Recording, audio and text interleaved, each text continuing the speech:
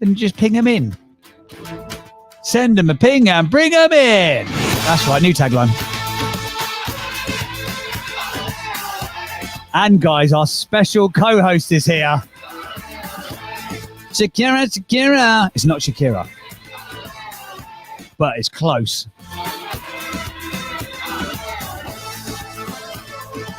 You can now officially watch on the live stream as well. Hey! You can watch on YouTube. You can watch on Facebook. You can watch on your phone.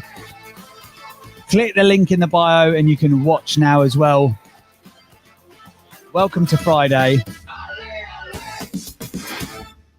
I was going to do my normal little singing bit at the end, but Paul offended me earlier and made me question everything. So I'm not going to do that just in case. But I'm very excited to announce, ladies and gentlemen, boys and girls, she's here. She's here, our co-host for the day.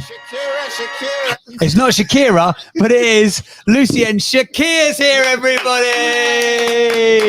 You might have heard her as a super moderator in the rooms via her phone ordinarily, but she's driven have you driven from Northampton? I have, yeah. She's driven from Northampton to get here for 6:30 in the morning. She's here, everybody. Why not indeed?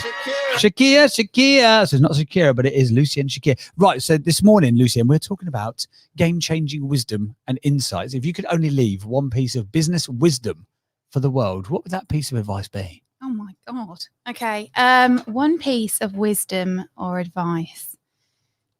Do you need me to fill for some time? Don't worry, because I've got this. I've got it. I just press that. Trust yourself. Oh. Trust yourself. I've spent, as I've spoken about, I've spent thousands and thousands, tens of thousands, probably hundreds of thousands on getting advice from other people. And although I have taken stuff from that, which has been really, really valuable, at the end of the day, it's always come back down to my gut instinct and to trusting myself. And it doesn't fail me. It never fails me. And that's why I'm here today. There you go. Fantastic. Thank you very much. If you want to watch, you can actually, as I said, you can watch the live stream right now. If you're on YouTube or Facebook, you can say, hello, everybody. How are you? We've got people jumping in, very excited. So today we've got Julie Lyle, who's coming on at 8:30, and we're also talking before she arrives, because she is a game changer in the world of marketing, former CMO of Walmart. We talk about game-changing advice. And if you could only leave one piece of advice for your business, what would that be? Are you ready, Paul Abercrombie? Have you got a good bit of advice for us? Yeah. Go on then. Don't sing, James. Don't sing, James. Do you know what? Very offensive. Somebody said this to me, CIV. Constant improving value. I think if you suss that out, you'll have a business forever. If you can add value constantly all of the time to your customers, you'll constantly have a business. And I think that's the one thing people forget, and why most businesses fail or their customers leave them, because they get a bit of success, they get some customers, and then they stop adding value to those customers, and then the customers leave and go somewhere else, to someone else who's providing value. So if you can constantly improve that value all of the time, you'll have a business forever. Constantly improve your value. That is a good advice, and it's also the new tagline for the Winners Club, by the way. And the other one, but somebody covered it off earlier, business is simple, it's complicated by idiots. Mm-hmm. Yeah, I'd agree with that. Why are you looking at me when you're agreeing with that? You're the easiest person to look at directly in front of me. I think you're absolutely right. Brilliant. And again, this is one of the things that comes up with this sort of like wisdom and advice. Actually, it's the simple stuff, but deployed well, that is the difference, that will make the difference, isn't it, quite often? Right, modern speakers, popcorn style, flash your microphones. If you've got some wisdom or insight, if you could only if you could only share one piece of advice for your business, what would it be? Of all the stuff that you've learned, all the wisdom and the insights that you've had over the years, everyone's a bit shy this morning, aren't they? It's a thinking question, isn't it? I think everybody's thinking rather than flashing their fingers. Do you know what? Now I've had a little think, I'd like to say something else, if that's all right. Go on, it is. Yeah, it is. My God, that song. Hips do not lie. I'm going to say value. Paul mentioned it, value. If you're not providing value through your business for the people that are buying your services or your product, then your business doesn't exist. So as soon as you start cutting corners and decreasing value in what you bring, then there's nothing that you're doing right. So it has to come down to, are you providing exceptional value for the people who are buying your services or products? There you go. And how do you, when you're in the weeds of running a business, how do you consistently assess that you are doing that? Because I think sometimes, as Paul mentioned, you can start getting up and running with a business, but if you're not consistently adding value, then you are, not providing the service that you ultimately set out to create. So, but how do you do it? Because you coach a lot of people. Hey, we could do a little Lucien interview, couldn't we? I think maybe we'll do that as well. Big hitters on the show. Yeah, why not? Let's double it on a Friday. So when you're coaching people, if you can see that they're not doing this, how do you get them to see it in themselves, if that makes sense? Well, it's all about reflective practice of what you do and what your clients are saying about what you're doing as well. So if you're just blindly going in day by day and not checking in with your team, having structured days where you're feeding back on your reflections and implementing from those reflections and from that feedback, then you're not, there's something missing in your business. So customer feedback and employee feedback and your own reflection are really important. And I do that, once a week. I sit down on a Friday and I go, right, what has worked? What has worked this week? And I will always ask my clients at the end of a quarter, what's working for you or what isn't? Because if I ask them too often in coaching sessions, it becomes about me and not about them. And I don't want to pollute their space. So yeah, definitely once a quarter, I will have a feedback session with clients, and it's specifically for that. But prior to that, every week for me and for my team, what's working and what's not. Love that. Fantastic. Do you know what? We are going to do a bit of a deep dive interview in a little while with you. Good. Fantastic. Excellent. But in the meantime, maybe we'll do that about 7:30ish. Okay. Yeah, so I can do some LinkedIn Googling, some spying, some snipering of the backstory. In the meantime, of what coffee would you like from the coffee machine? Oh, how did he do that? It's amazing, isn't it? He's not here. He's not here. It's amazing. Yeah. I'll have a cortado, thanks, mate. What would you like, Lucy? Wow. I'll have a cappuccino, please, Paul. Yeah, I'll have a latte. Can I have a hot chocolate, please? Yeah, Cat would like a hot chocolate. Any other drinks orders? Who wants the fanciest drink? Yes. I will also take a hot chocolate. Please. Chocolate. Hot chocolate, please. No worries at all. Anyone for an alcoholic beverage? I know it's only 6:30, but we could just crack on, couldn't we? We could I have was a right good expecting time. the champagne, but Well, Yeah, Champagne, you say? that's that. Oh, fancy. We don't mess about here. We don't mess about. Right. Modern speakers, flash your mics, popcorn style. What is if you could only leave one piece of business advice, what would it be and why?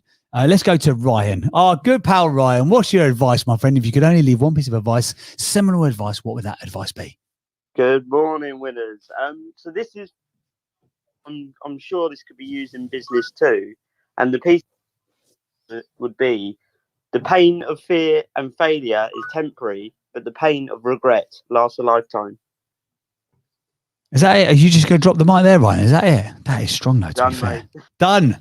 Sometimes when you're done, you're done. I love that. Fantastic. Brilliant. Thank you very much for coming up, my friend.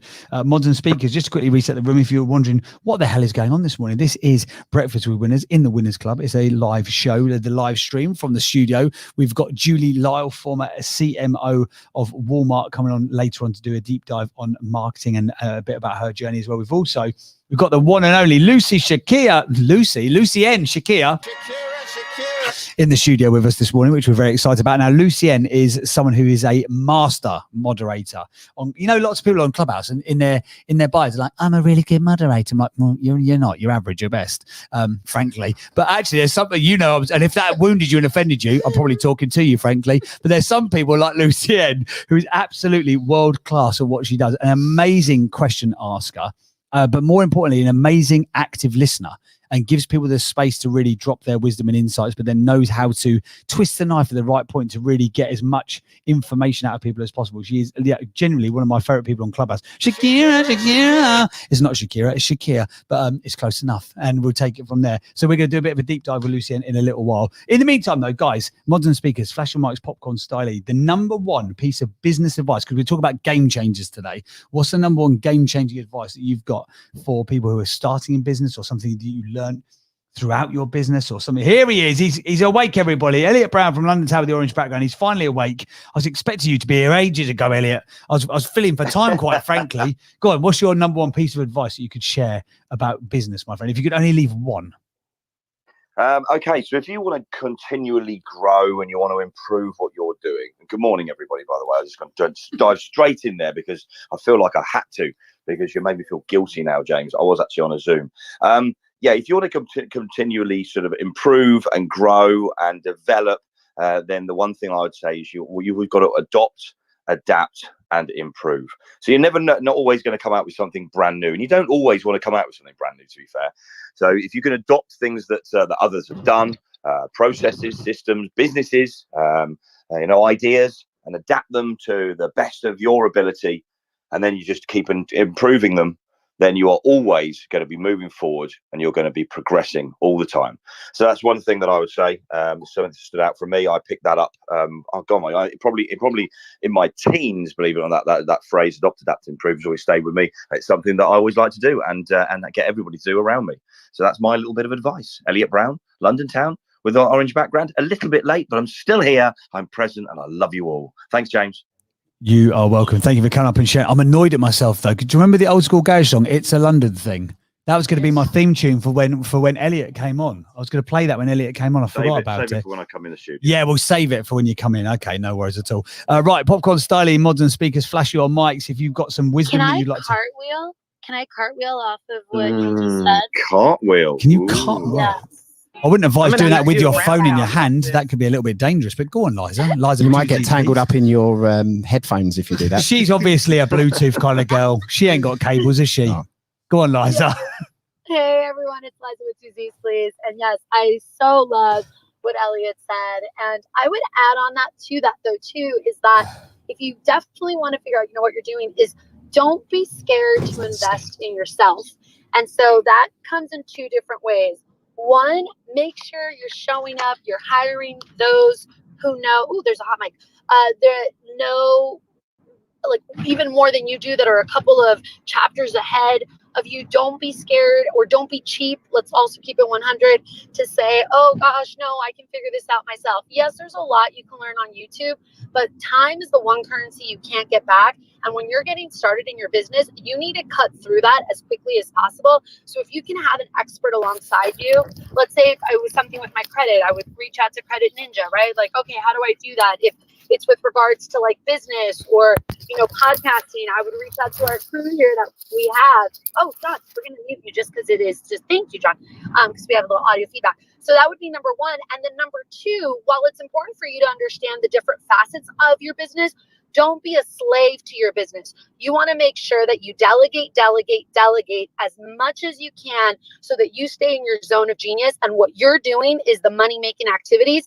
and all the administrative work could be done by others. I can't tell you how many people, I'm an actor and a television host, as well as a producer and a book author. I've become a best-selling author and I'm writing my second one. And I can't tell you how many people always tell me, like, how do you get so much done? Like, I'm trying to do this and do my website and do that. I'm like, what does doing your website or trying to figure out these other things on how to set up a shopping cart have to do with you telling me that you want to be a speaker or an author? Like, why isn't that being delegated?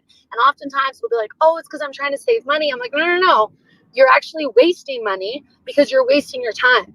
Go on Upwork, use Fiverr, come on Clubhouse, collaborate with people. Let those who that is their zone of genius, collaborate with them in that way. Don't be scared to pay them, figure that out. But then you then have the energy creatively, but then also the focus to get what you need to get done sooner than later. This is Liza with Two Z's, please. Thanks so much for having me. Thank you, Liza. You're more than welcome every single time. I'm going to take it over from James for a little while. Who's next? Come on, flash your microphones if you want to contribute. Christy. Hi, so mine would be business is relationships. So whether it's your employees, your customers, your vendors, affiliates, partners, if you take care of the people will take care of you. Take care of the people and the people will take care of you. That reminds me, that's great advice, by the way. I was watching Madagascar, completely off topic, last night with my kids, and they talk about the people. So yeah, just reminded me back. Completely irrelevant, I know, and random, but it just reminded me. Who's next? Come on, Grace, was you flashing? Yeah, because I love that. Take care of the people will take care of you. Take care of the people and the people will take care of the business, which sort of goes back to my last point, is know when to delegate and to trust your team, because you can't do it all. Fantastic. Right, come on, Flash.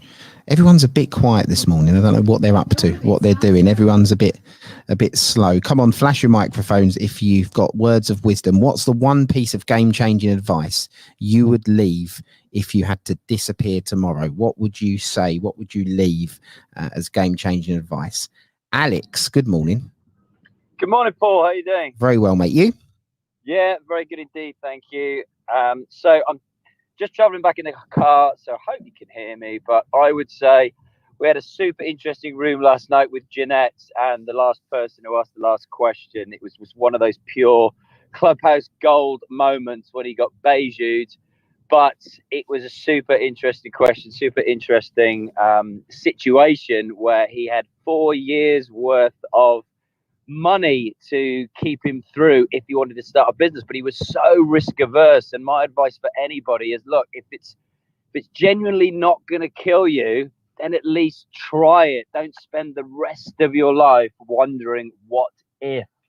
So many people never get round to actually starting a business, taking those first steps to do that. But if you literally are that kind of a risk averse profile, then your ducks are never going to be fully lined up in a row. At some point in time, if you're never going to wonder what if, you need to bite the bullet, take a chance and go for it. So my advice is, don't be one of these people who look back on life and regret it. Just give it a go. If it's not for you, you can always go back and get the job. Brilliant. Thank you, Alex. Great to have you here. Come on, who's next? Flash away, people. Flash your microphones. We want some advice. What words of wisdom would you impart on the world if you was leaving tomorrow? Helen, are you flashing your microphone? Good morning. Yes, I was. Thank you for having me here and the room. There's in my mind, maybe others as well, there's a nasty little KISS saying, and that is keep it simple, stupid. I don't like that stupid ending. The rest I can go with, but I would like to rewrite that for business, and that is keep improving systems and service. And for me, it's all about the service. Without good service, the business kind of goes a little bit jelly.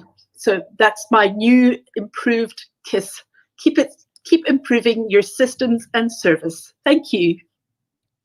Keep improving your systems and service. Thanks for that, Helen. Wonderful. Right, who's next? We're going to take one more, and then we're going to do a reset. Stuart, was you flashing?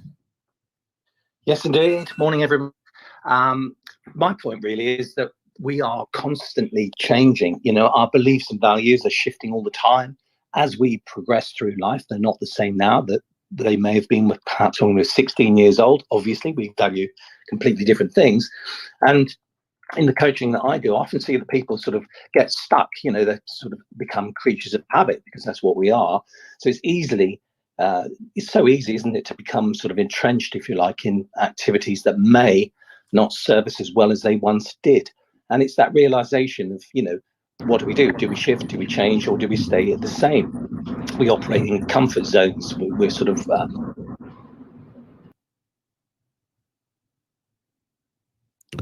Stuart, are you there? We lost you. I'm here. Was I not mic'd? No, yeah, you muted yourself there. Go start again. Go for it again.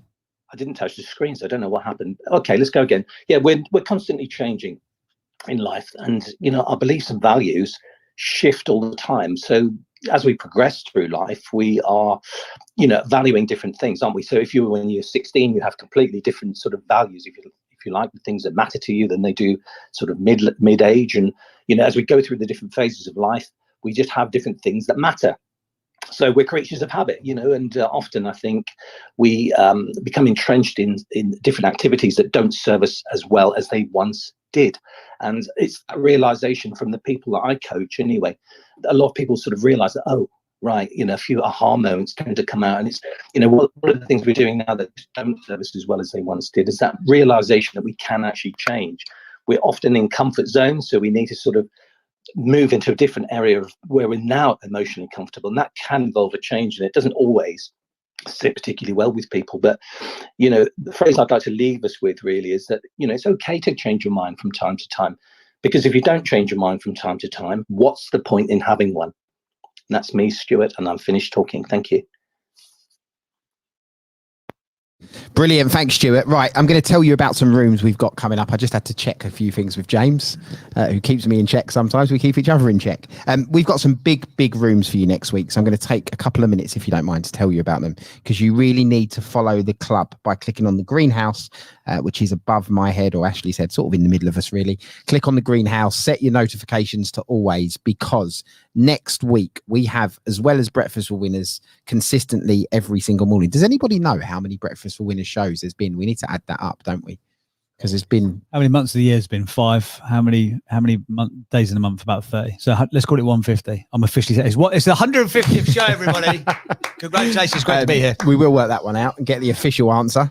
It is 150. So as well as the Breakfast for Winners every single morning, 6:30, consistently showing up, we've got some big rooms next week. So starting with Monday, we have, if you know a little bit about marketing or PR and you know the PR world, you'll know the name Ketchum. Now, Ketchum is a huge global PR company, absolutely huge. They're in, hundreds of countries, thousands of employees. They're a big deal. And we've got the chairman of Ketchum, Rob Flaherty, as I was told. I think it's Flaherty. There we go. Yeah. It's a silent H. Flaherty. The chairman of Ketchum.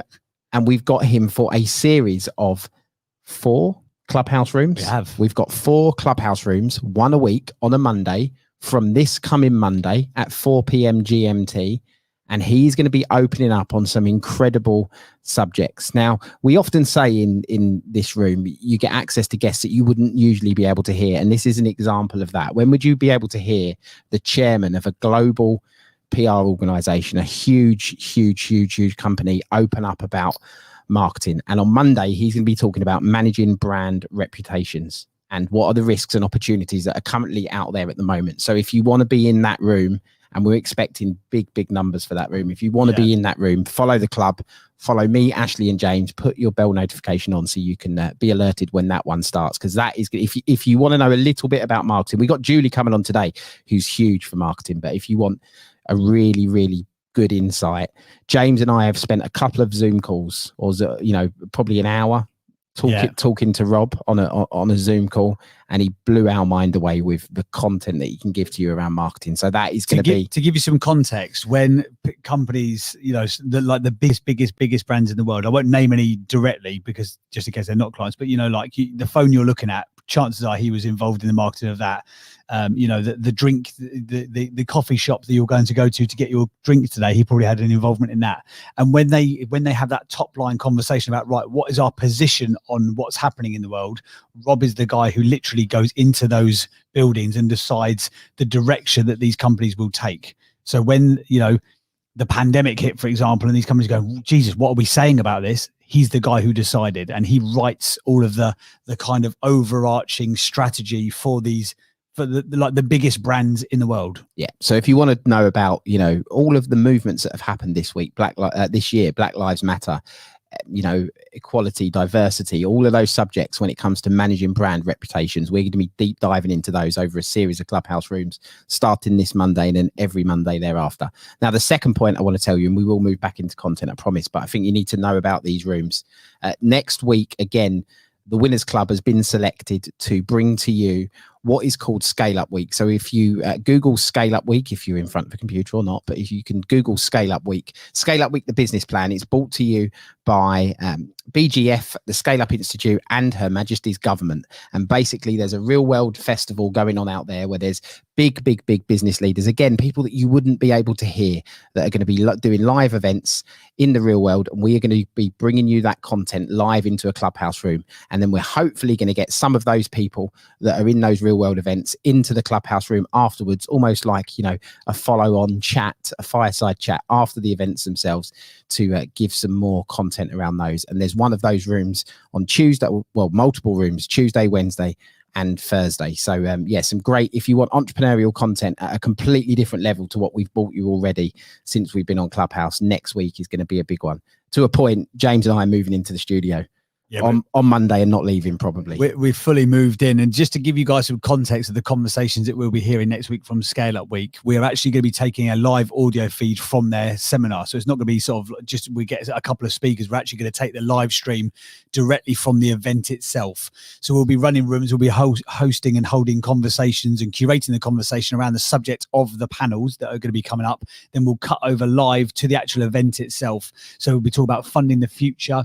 With the CEO of the British Business Bank, we're going to be talking about things like scaling and hiring, and you've got people like Jamie Wise from Balderton, enriching the community, how scale-ups are a force for local renew. We've got the CEO and founder of Gusto, the chairman of the Business Growth Fund. We've got the Right Honourable Kwesi Kwarteng, who's an MP and Secretary of State for Business, Energy and Industrial CEO Strategy. of Talk Talk. CEO of Talk Talk. We've got, who else is on the panel? Some amazing people, rated people. I saw, who did I see yesterday that I was really excited? Ocado are on there, Tech Nation are on there, Genius Foods are on there, Mindful Chef, Love Honey, like some amazing brands and businesses. We've got rooms about unlocking ingenuity, 3 things for a better build back, making Britain global again, focusing on skills, and no more glass ceilings. So we've got some amazing people, some amazing conversations.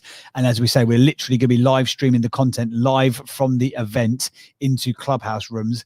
And then, as Paul mentioned, hopefully we're going to be getting some of the panelists who are sharing the stage, who are, you know, pretty big in the game. The CEOs of some of the biggest sort of FTSE 500 companies in this country for sure. We're going to be trying to get them off the panel and then straight into our room straight after. Almost like, imagine the event is X Factor and we are Extra Factor.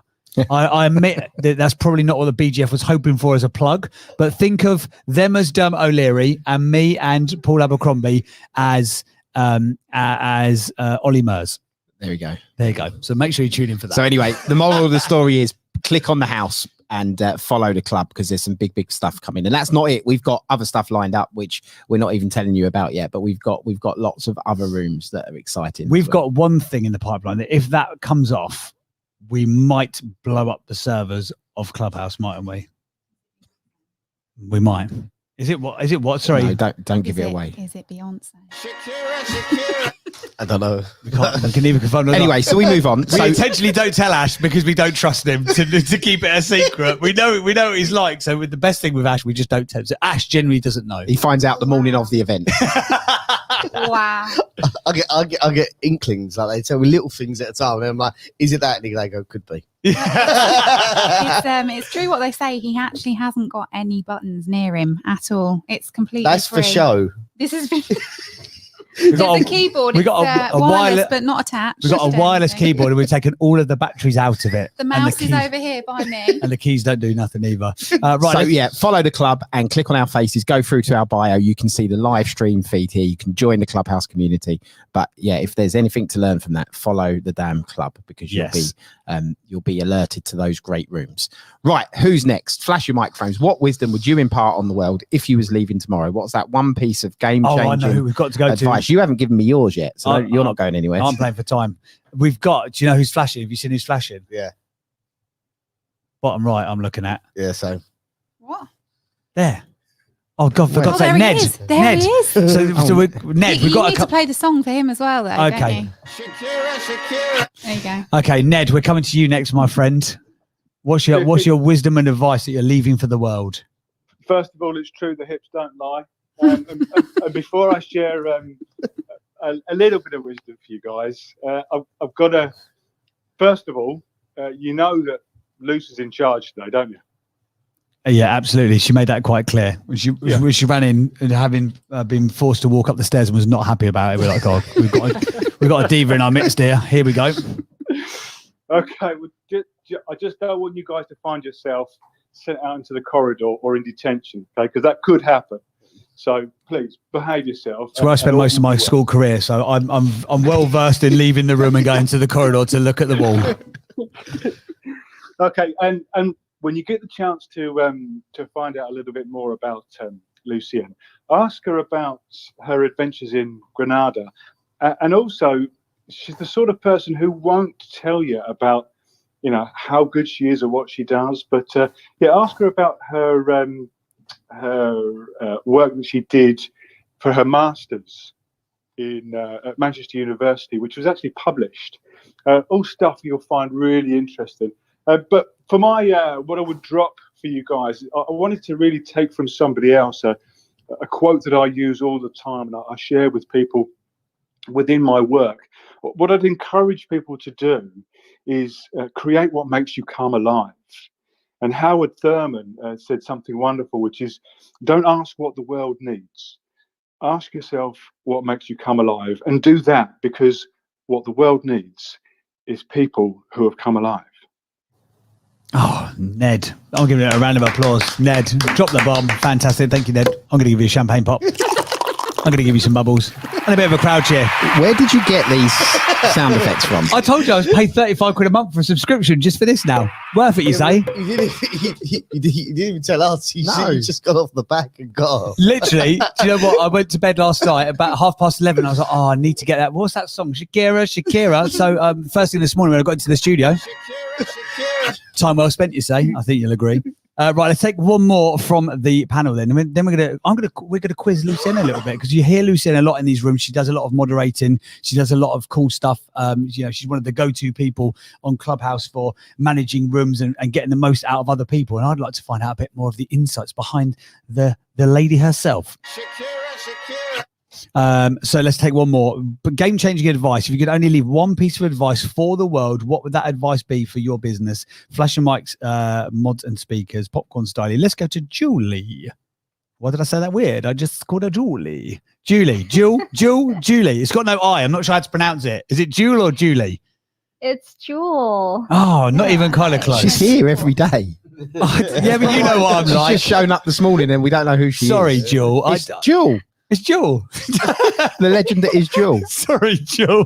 I must have missed a bit. Sorry, yeah, I go out walking. Jewel was the one that got a bit over emotional when Tim Story was on the stage and came up. Oh my God. Oh, yes, that Jewel. Oh, now I remember. Here she is, everybody. Jewel's here. Fireworks for Jewel.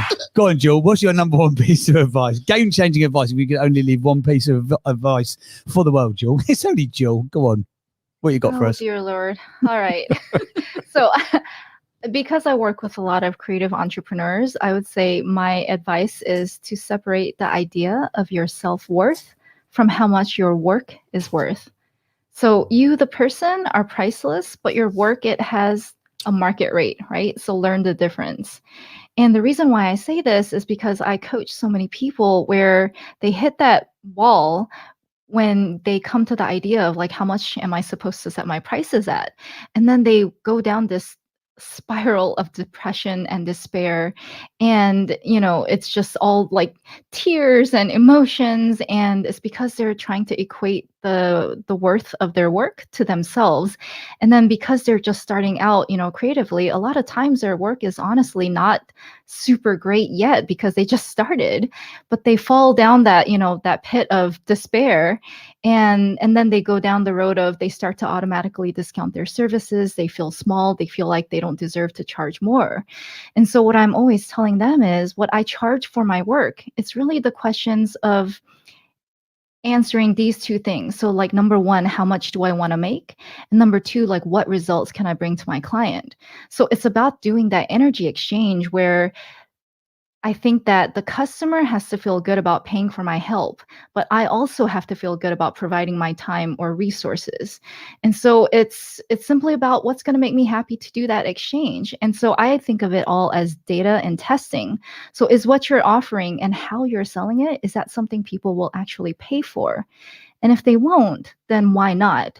So if people aren't buying, then there's either a value gap, or more likely it's actually the gap in how you're communicating that value, because you actually don't know the skill set of sales, which is separate. So that's what I would say is my number one tip. Back over to you. Awesome stuff. Thank you, Jewel. It was worth it in the end, wasn't it? Worth it for that awful banter at the beginning. Thank you very much. I love that. Separate your value as a person from the exchange of value that the marketplace gives to the work that you do. I love that. I think that's a really important message as well. Right then, guys, if you have, let me do a quick test. If you've heard Lucienne moderate a room, give us a little flash of the mic right now. If you think that when you listen to Lucienne, someone say Lucienne. Shakira. When you hear Lucien moderate a room, if you enjoy the experience, flash your mic right now. Fantastic. So Lucien is. Dean doesn't. I was watching. I know, Dean. but he's. Took him a while. You're finished. It takes a lot to get. It takes a lot to get a flash of a finger from Dean. Honestly, even when he was here in the studio, we struggled. It's because he's gone all posh. He's trying to talk posh today. He's going to Tesla to sort out his roof. He's like, we've lost him, haven't we? We've fully lost him. James, can I just say though, it shows how Lucien mastered the room, and in this extraordinary room, she could spot the one person that wasn't applauding. That is like, talk about the sniper. He's another person entirely. God knows what that is. That's like a drone attack. Lucien is like a drone attack for the senses. That's a good. Everyone's clapping, and she knows the one person who's not. God love him. He's driving and then breaks all laws and regulations of the Green Cross Code so that he doesn't offend Lucien. Don't worry about the 3 points of the 60 quid fine. It was worth it. Right. So, guys, today on the show, as well as Julie Lyle, who's coming up in about an hour's time, the former CMO of Walmart and Barnes Noble. So a lady who knows a thing or two, let it be said, about the world of marketing. We've also got the fantastic Lucien Shakir. I haven't got my button here, so I can't do it at the same time as this music. But she's someone who moderates the room. She's always in the room. She's always adding value to the room. But today, we're going to dive in deep. Who is Lucien? The myth, the legend, the coach, the mom, the ex-wife. I can't wait. I'm definitely bringing Ned up. We're going to find out more information about Lucien. I'm glad that Ned fed us a question as well about your masters, which made you visually uncomfortable. So there's obviously a story there, which is great. But we're going to dive in a little bit deeper with Lucien. Who is this magical moderator? We will find out. Ole, ole. That's right, Paul Abercrombie. I'm still singing. And sorry, everybody, apologies, because James is here till about 9:30. So I'm sorry for that if you're spending time with us this morning. I apologise in advance. I'll be very, very much a different person when Julie Lyle comes in. Watch when she pops into the room. Watch me get 17% more sensible. And I'm just going to hand it over to Paul and leave the room for a bit and go for a walk and get some fresh air. Right, Lucien. We've had some amazing insights on this show. We've had some amazing guests on this show. We've had some amazing shares on this show. And we've had some people really openly, share quite honestly and quite transparently. And we've had we've had a lot of value given in this room. You are someone who's always here. You are always adding value to this community. How did you get to where you got to now? So as I look at your LinkedIn profile, which is very nicely laid out, by the way, I love your color palette. Thank you very much. Specific, which sounded a lot creepier than I meant it to sound. But specialities: female executive coaching, female professional empowerment specialist, accredited personal and professional life coach, keynote speaker. How did you become the woman you are today? A lot of hard work. I changed my career about 2.5 years ago drastically. I've heard this. Yeah, yes. I was on the path to becoming a head teacher. That's what was predestined, almost preordained, and I left it all because I got so sick of the education system. And we say it's preordained. What, like in the family, everyone was teachers, my mum's a teacher. Every head teacher that I worked for, apart from the last one, said I was going to be a head teacher. It was definitely you're going to be a head teacher or you're going to own your own school. So I was planning on either opening my own school or just doing something a little bit extraordinary in education. But when you're in the system, there's very little you can actually do. So I left the system. And what were you teaching and what sort of level? I was modern languages, head of modern languages, and I was a curriculum leader. So I was in charge of staff, students, curriculum, all of that stuff. And my favourite bit of the job was being a sixth form tutor. So it's funny that you mentioned you lot being sent out into the corridor, but I can imagine the three of you as students. Like I can you imagine Ashley Shipman at school? I bet it was an absolute categorical nightmare when he turned up. In the end at school, I think 14 of my mates got expelled. And when it got to the last, they got grassed up by one person who still remains nameless. No, and then then there was about 3 of us left, and they come in. Well, no, what it was, I can't even say it because some of them hit the Sun newspaper. But what? It's got dark. But yeah, no. In the end, the teacher just went, "Can we just give you a timetable so you just come in for your lessons and leave the building as soon as you've done your lessons?" And then. In the end, they just went, "There's no point coming back." And I was like, "All right, no worries." Yeah.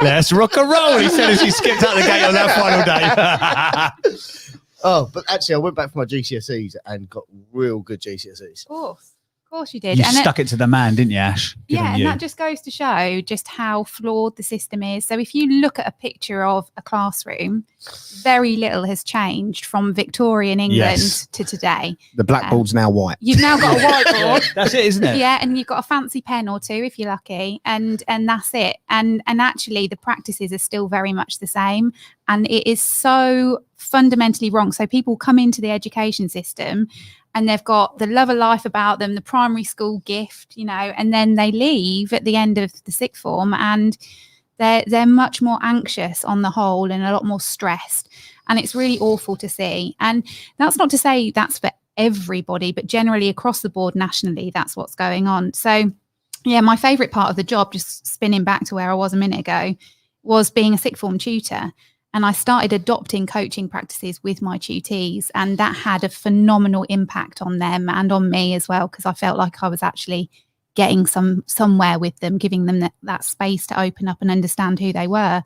And when I left, I set a business up to work with students originally, but I ended up attracting women who had gone through the same kind of professional pitfalls as I had in terms of identity. So yeah, it pivoted to working with women, and I've never looked back. It's been amazing. Amazing. So what? Oh, sorry, Paul, you can ask. No, so were you just disillusioned with the system, with the education system, basically? So if I told you, if you just like kind of hold your breath for a second, and not many people know this, in year 6, you take an exam at the age of 10 or 11 in maths and English, and that exam score gives you your value for the next 5 to 7 years, according to data in the school metrics.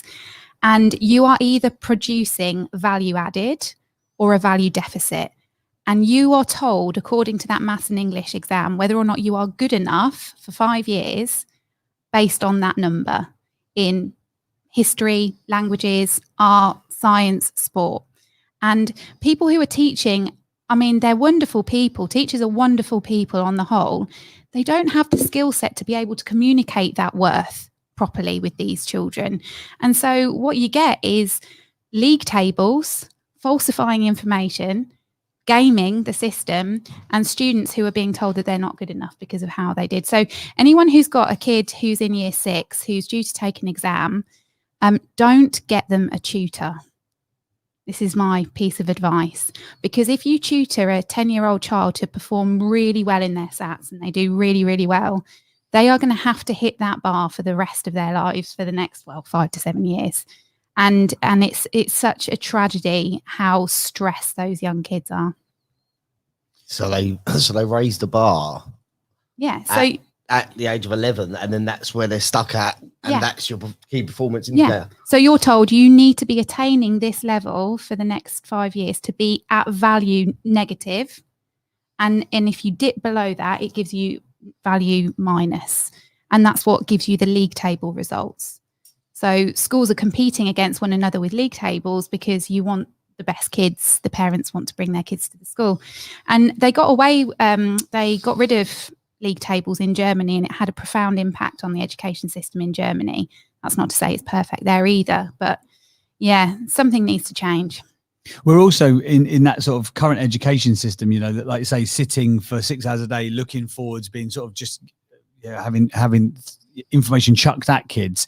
It's not everybody's learning style, is it?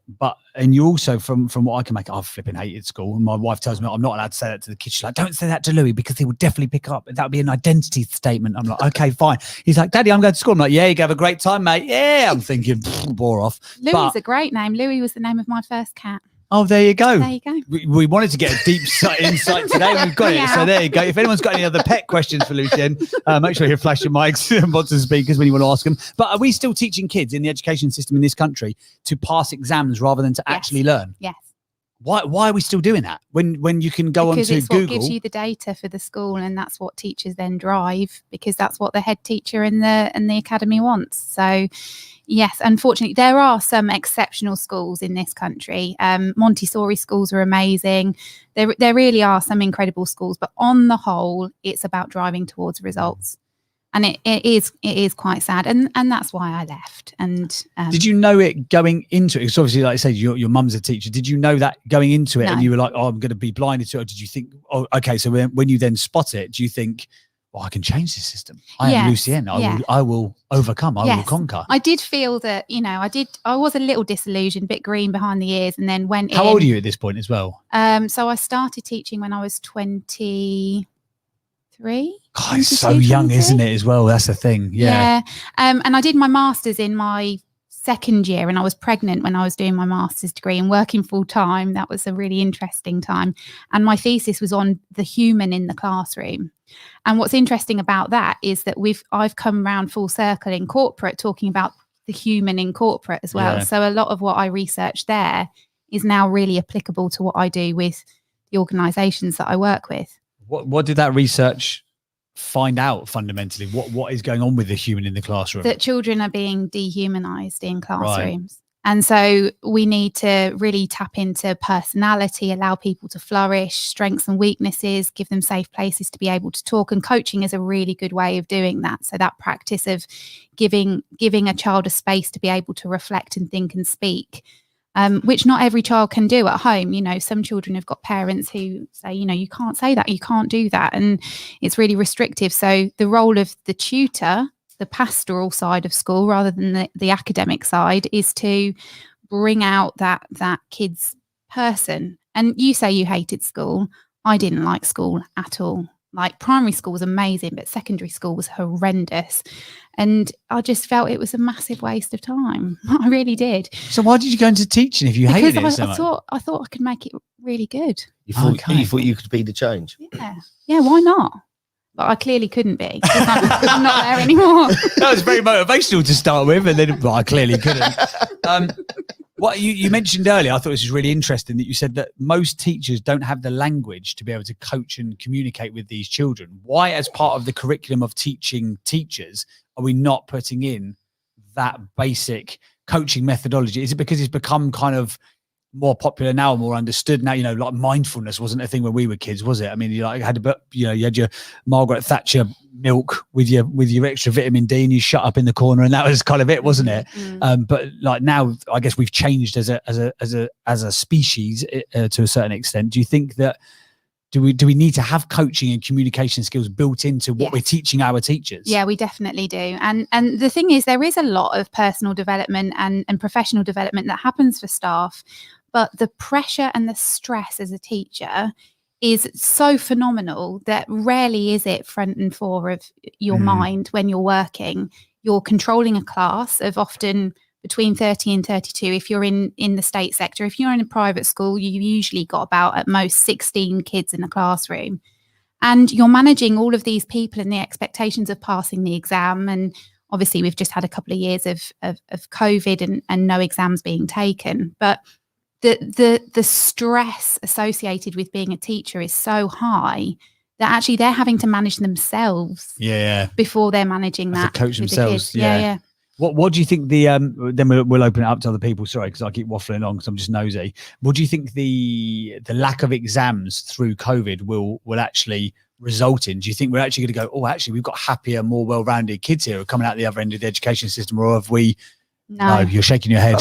I've seen a lot of complaints already on the suggested grades, and they've been given the grades, and some students believe they would have got higher, and it's been a big uproar. Yeah, and for many kids who are academic, who are really driven by attainment and attaining, who've had that, remember they've had that drilled into them since they were very young.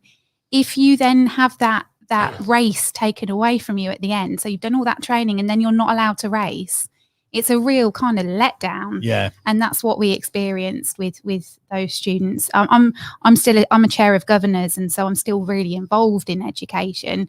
And parents and students, it's been a reaction rather than a proactive approach. So COVID has created a reaction. Let's not have an exam. Whereas if it were proactive and it were built in, we're not going to examine. But then how do you test? And this is the problem. I don't have the answers. And if I don't have the answers, I don't know what I'm working towards. And I like certainty. So that's another reason why I left as well. Wow. Okay, right. We're going to open it up to, have you got any other questions or queries? Because you've got I'm before Paul the school looks age. so serious. Paul's face doesn't he? is like he puts on a sports jacket on a Friday, and the guy just turns different, doesn't he? He gets like real serious in pajamas the rest of the week. He gets out as soon as he gets out of his loungewear, his fancy loungewear. He's a different guy. I was expecting the pipe in the dressing gown, but right, we're going to open it up to the panel. Because I've actually my son's about to go to his first school, and I don't know what their Ofsted report was. I just completely bought into the teacher. I mean, it's like a nice area in a nice neighborhood, but she was like, and she actually said on the call, because obviously you can't go and tour the schools at the moment. She went, someone said about Ofsted. She went, oh, your Ofsted scores. And she went, can I be brutally honest? She went, I couldn't care less about Ofsted. Good. She went, I care about my kids. Good. She went, I couldn't care less. Amazing. She went, if you want an Ofsted, graded school, there's loads of others. Ones in Chiswell, it's like a posh town. She's like, there's loads of other ones in Chiswell. And they let you in. They let me in because of Hayley. Hayley just said, don't talk on the Zoom call. It's like, okay. So the teacher's like, any questions? I was like that. Nope, not a thing. But but they they've got a really nice, unique way. She was like, and we develop their learning skills. So she said in reception, like they've got like an outdoor learning, like a garden classroom, and the doors are open all day. So make sure they always wear a coat, because it's always cold in that classroom, because they just like running in and out. Yeah, and if they want to like go and learn in the garden, they can. I'm like, oh, this is my kind of school. Yeah, the primary schools in this country are phenomenal. Yeah. They really, really are. So is the bigger issue with the secondary schools then? Yeah. Right. And it's challenging though, isn't it? Because obviously you can like let a 5-year-old like run in and out of the garden, because they're not going to get into much mischief. If you said to a 15-year-old Ashley Shipman, here you go, mate, just run in and out and learn as you want. Like You say that though. I think if those adolescents were given a bit more freedom and a bit more of a chance to be responsible, I think they probably would. be. When you pull the lead on the dog, you fight against it, don't you? But if we were a bit more relaxed and we allowed that, because kids aren't stupid, kids want to do well, but if they're fighting against the system, which a lot of them are, then that's when you get bad behavior. It used to wind me up when I just weren't allowed to have a fag in the playground. Oh, He used to wind me up. How irresponsible these teachers. Who do they think they are? Not let me smoke at 15. Behind the bike sheds. And then they even said, like, just go behind the bike shed so no one can see you. And I was that's too far a walk. Oh my God. My lungs can't take it. I'm 15 years old. I'm smoking too many fags for it. Right, let's open it up. Sorry. Pause. My kids, my eldest daughter is just got into secondary, or just started secondary school. She's in year 7. And it's a very local school to us. It's a new academy, been open 3 or 4 years. We picked that school based on the head teacher. He was phenomenal. We went round, we went and done the whole tours of all the schools, and we chose that school partly because it was so close to our house, but secondly, based on the head teacher. So my daughter's been there, most of the time she's been at home because of COVID, but she's like 3/4 of the way through year 6. And then last week we got devastating news, the head teacher's leaving. Oh no. You think, here we go. So how much of an impact the head teachers have on schools? Absolutely massive. Not the answer you were looking for, Paul. Yeah. No, they do. They really do. So you've got the governing body who are actually responsible for the school, and then you've got the head at the head of the school, and the head teacher and his or her staff are fundamental in their management of the school, of how happy students are at the end of the day. Because if the staff, if the teaching body and everyone else involved in school, cleaners, caretakers, canteen staff, are happy, it just filters down into everything else. And students can tell when teachers aren't happy. It's a really easy thing to pick up on. And I find head teachers so fundamental in developing the ethos and the values of a school. And I'm sorry to hear that. Hopefully if they appointed that head, hopefully they'll appoint another really good head teacher. Yeah, he's not leaving because actually anything's wrong. He's adopting a child. So he's actually been quite, he's put a statement out to everybody and saying, I love the school, but I'm adopting a child and need to spend some time away. Oh, wow. And so, it's not because the school, there's anything wrong with the school. I think he loves the job. But, yeah. And I tell you what, a good teacher, regardless of head teacher, a great teacher will make or break a child's success in a subject. If you've got a good teacher, it's like gold dust, honestly. Managing a team of teachers, you'd have 2 or 3 who were exceptional. and absolutely loved what they did. And then you'd have 2 or 3 who used to love what they did, but the system had just ground them down. And you hear it all the time. You've got A-level students whose teachers have just, I don't know, maybe a teacher's gone on maternity leave or something, and then their attainments just massively dip because they haven't got the same teacher, and the school hasn't got a support system in place like you might have in corporate. You can step things in and plug stuff in. You haven't got that in schools. You've got a supply teacher who usually doesn't care as much. Supply teachers. Yeah. But anyway, yeah. No, they're supply teachers, Can actually, we, not someone that supplies you with something. No. They did it at Ashley's school. Yeah. There's a double meaning. Supply teacher, you knew you weren't doing nothing. That's the thing. As soon as the supply teacher was there, you knew. It's terrible. And can we stop talking about education? Right. Yeah. now? I want to let's tell us about your Clubhouse journey. Before we move on to open up the floodgates to people that we can't control the questions from. You can't control Ashley, your quite Clubhouse frankly. journey, because you've done the Clubhouse Confidence Summit, which was I did. a few weeks ago. Yeah. And everybody was talking about their Clubhouse journey. So tell us about yours. Give us a couple of minutes about. Sure. I met Ashley very early on, and I just said I want to work with him. He knows what he's doing. Don't know why I thought that. He knows what he's doing. I want to work with him, and when I set my mind to something, it happens.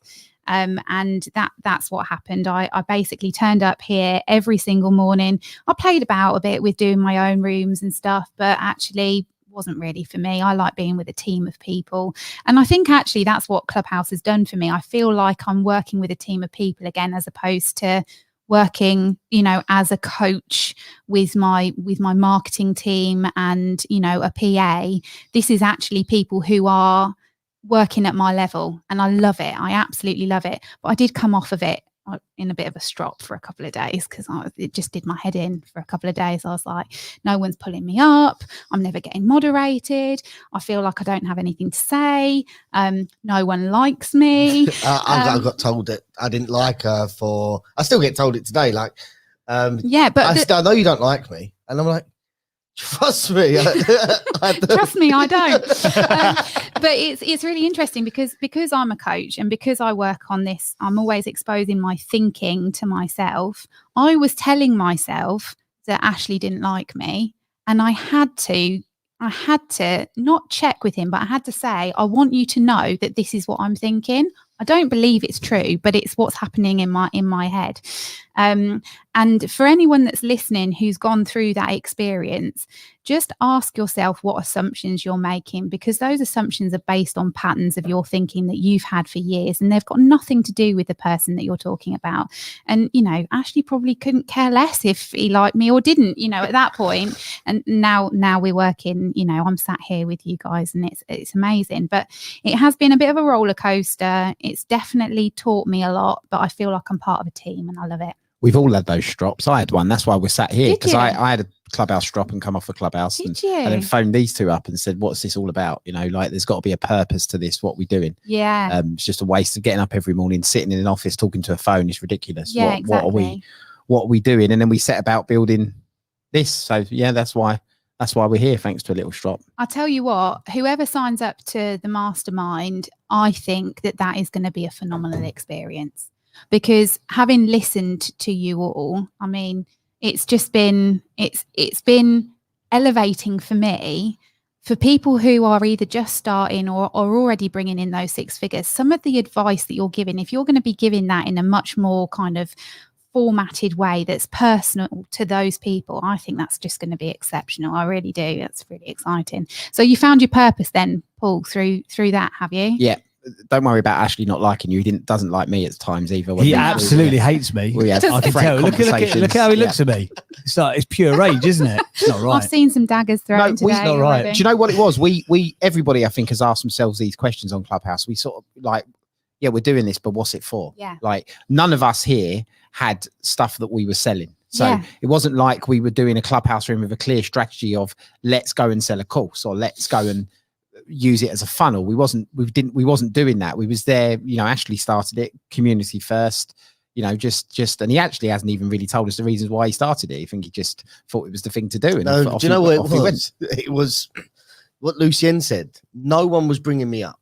No one was letting me on stage. No one was letting me speak. So in my head, I was like, there is a space on this app straight away for a community. Yeah. And then that's why I went down. And then it's just then it actually become quite overwhelming. Then we phoned Chris Moyle sitting next to me and said, "Do you want to come into the studio?" Of course, he jumped at the chance. He was like, "Studio, you say? Count me in."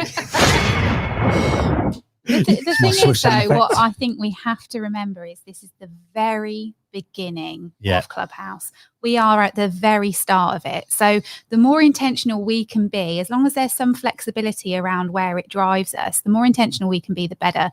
I think events are going to be a really big thing on Clubhouse. And that's why I did the Confidence Summit, just to test the waters and see what was going on, and it was an amazing day. It was absolutely got a great response, didn't it? Yeah, it was incredible, because many of us have gone through that. What is this all about? Yeah, and let's actually talk about it. Let's not pretend that that's not happened. Yeah, 100%. I think the 18 hours a day on the app to start with, when it was new and fresh, and for every hour you were on, you get 100 new followers. You're like, "Oh, this is kind of cool, isn't it?" Yeah, the organic growth was nuts, wasn't it? But I think, like I say, everyone has got to that point at some stage and gone, but why? Yeah. Like, what is this all for? Like, I've got 1,000 followers, and yeah, what? Like, I had someone yesterday who started following me because he's on Android. He's like, "How have you got 20,000 followers?" It's like, by sitting on it for like 6 hours a day. He's like, "How do I do it?" I'm like, "I'll talk to Ashley Shipman. I don't know." He does some jiggery pokery. Sure, you didn't buy them. You sure you didn't buy them? Well, there's a lot of that going on, isn't there? There is a lot of that going on. And if you're out there buying followers, we can see it, by the way. We've got you. We know it. We can see you, 13th of March, whatever. Shocking. The only thing that I've bought, and I've got to be open and honest about this, the only thing that I've bought is Paul Abercrombie's affection with a kebab every Friday. And Lucy, if you stick around long enough, German kebabs are on me. I'm not being funny, but this is going to be a big day for you. Amazing. This is going to be a big day. I think on a Friday, but normally it's about 11 o'clock or something like that. And Paul's like, "It's nearly lunchtime." But it smells of curry when we turn up at 6 o'clock in the morning. James. I love it. Mr. Daily Habits of High Performance, eating a kebab every Friday. Full of protein. What's really high performing, isn't it? Protein. Don't judge me. Right, let's open it up. Mods and speakers. If you've got a question that you'd love to put to Lucienne, because I know she's been here moderating rooms, sharing insights and wisdom. John, we're going to come to you next, my friend. If you had a question for the lovely Lucienne, what would that question be? Yeah, it's a sort of observation asked with a question, Lucienne. So tremendous insight there to the education system, and I have spent a bit of time doing things in the past, but I so much feel that it's been shaped by employers actually to a great extent. So in the fact that employers want to see some way of measuring candidates for work, we've got into this terrible cycle where we just see everything through the lens of qualifications, so GCSEs, A levels, and degrees. And I know for a fact that actually, given the lack of qualifications I have coming out of school 40 years ago, there's no way I'd be employable today. It's extraordinary. And so I just wondered, to what extent do you think that actually those people who are employers and the big business, etc., could reset and help reset the expectation they have in order to shape the way in which education could change in the UK, so that we educate children not to get a job, but to get a life? That's my question. I'm done talking. Very good question. I love that. The people with the power are the people who have the money. And if organizations, if corporate global giants were to see the value in really growing human beings from ground up, in terms of their development, happiness, well-being, that would be the way forward, in my opinion. You're only going to get a change in the system if very influential people with a lot of money all work together to make that happen. It's either that or we all riot. And us Brits, we're not very good at demonstrating, really. And you'd have thought that perhaps a global pandemic might be cause for us to go out on the streets and reset everything. But it hasn't happened because we're too happy to let things continue as they are. So until the people with the purse strings, holding the purse strings, actually go, do you know what? This will benefit us in the long term if we change the education system and shake it up, then I don't think anything will happen, unfortunately. So whoever if you know some people, John, I know you know some people, have a chat with them about changing the education system. I'd be well up for that. I'd be well up for working on it. But there's loads of think tanks and they've been going forever, and honestly, they're not making as much progress as I would like them to make, unfortunately. Thanks, Lucienne. Great answer. Thank you. Awesome stuff. Thank you, John, for a great question. Thank you, Lucien, for a great answer. Mods and speakers, flash your mics. We're going to have time for a couple of questions with Lucien before we bring up another fantastic guest. Let's go to Alison. Alison, what's your question, my friend? So thank you so much. I'm having such a laugh. Like I'm just sitting here laughing. Thank you so much for the room. Interesting. So again, Lucien, you look at in life, you have to focus on the things you can control, not the things you can. And I think that was one of the things I took from what you said. Like you couldn't change the education system, but you can control how you think about it and what you do with your life. One of the things I find, again, my kids are now 19 and 20. And I reflect back when they went to school in reception, which is 4 or 5. And there was this drama with all the parents. And again, I think a lot of the time is how the parents look at the education system. And you know, we look at, as business owners, work-life balance. So it's relevant into how we run our businesses, how we run our lives.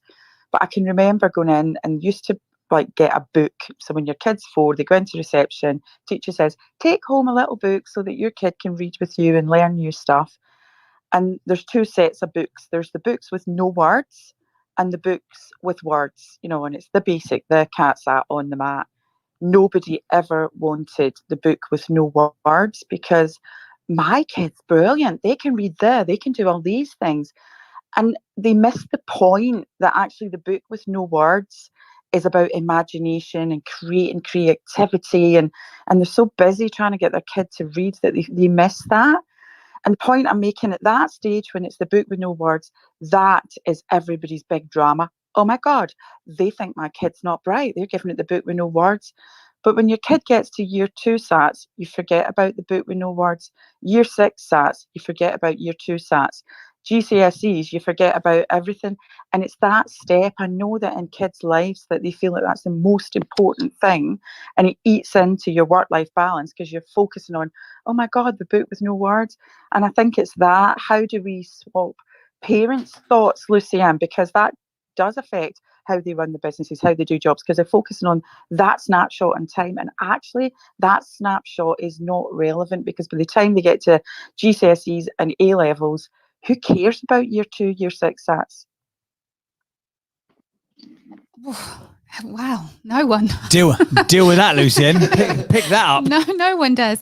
It's a school measurement metric. It's actually the SATs test isn't there for the pupil. It's there for the school to show. And actually, those results should not be shared with. I use should sparingly, by the way. Mustn't be shared with pupils, but they are. It's simply a measurement tool. So it's nothing that the kid gets to take away with them in their little school satchel, like the GCSEs or the A levels. So they are completely irrelevant, other than as a barometer of how they're doing in maths and English at that morning for 2 hours when they're 10 years old.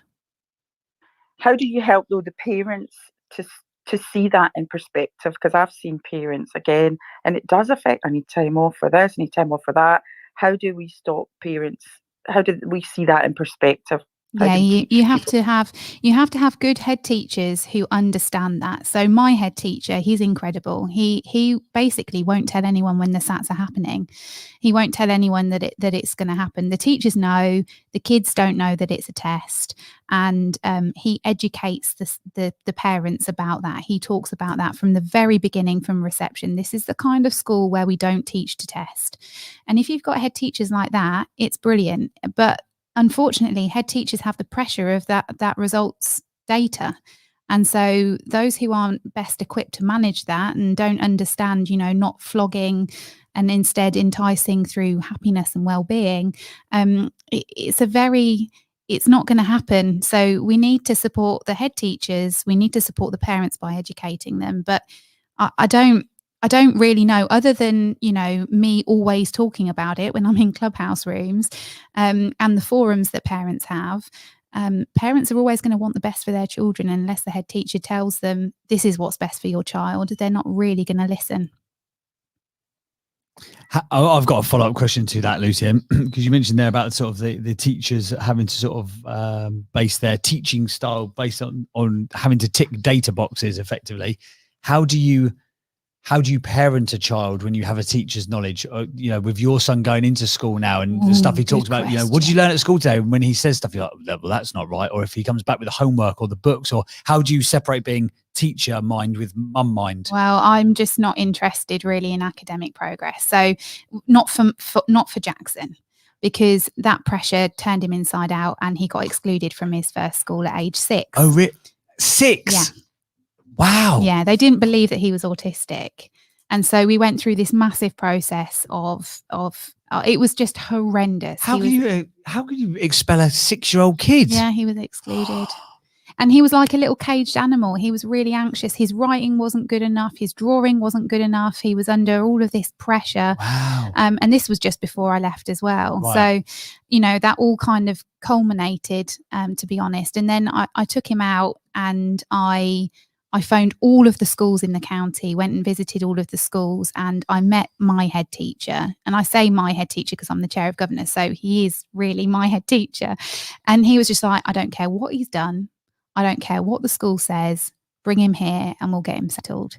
And they let him, for the first like 2 or 3 months, he would like sit underneath the sink in the classroom and just read books with his thumb in his mouth. Like that was all he could handle Really? at first. Wow.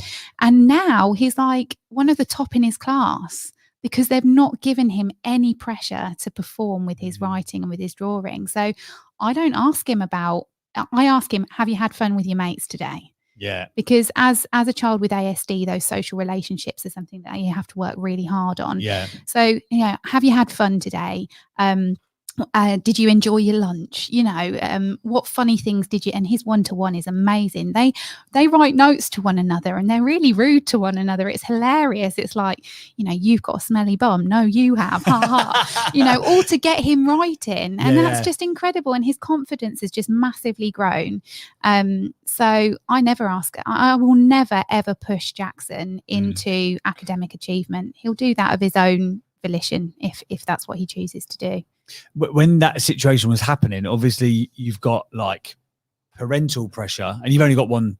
I've got kid, one, haven't you? yeah. Right. So you've got no other like reference point, like with your. And I remember the first kid, like, what do you do with these kids? Like, how do you keep them alive? Like, what are they doing? Why do they behave in these ways? I have 9 cousins who are all at least 10 years younger than me. Oh, okay. And I have a sister who's 14 and a sister who is 26. So I've grown up with lots of little people. Okay, so you're used to handling them then. Yeah. But in that instance, so you've got the parental pressure and obviously the pressure of like caring, first and foremost, caring about your son's well-being. Yeah. Then you've got the pressure of like any parent, you've got to go to sit with that head teacher at the time and be told, you know, I guess sort of berated at for your little man's behavior.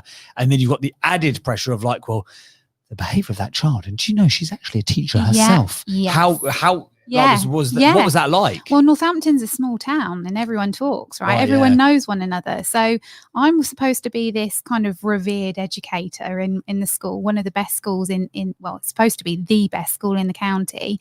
And, you know, the chair of governors of that primary school is my direct line manager. And, you know, and my son's been excluded. It was one of the most horrendous times in my life. Absolutely awful.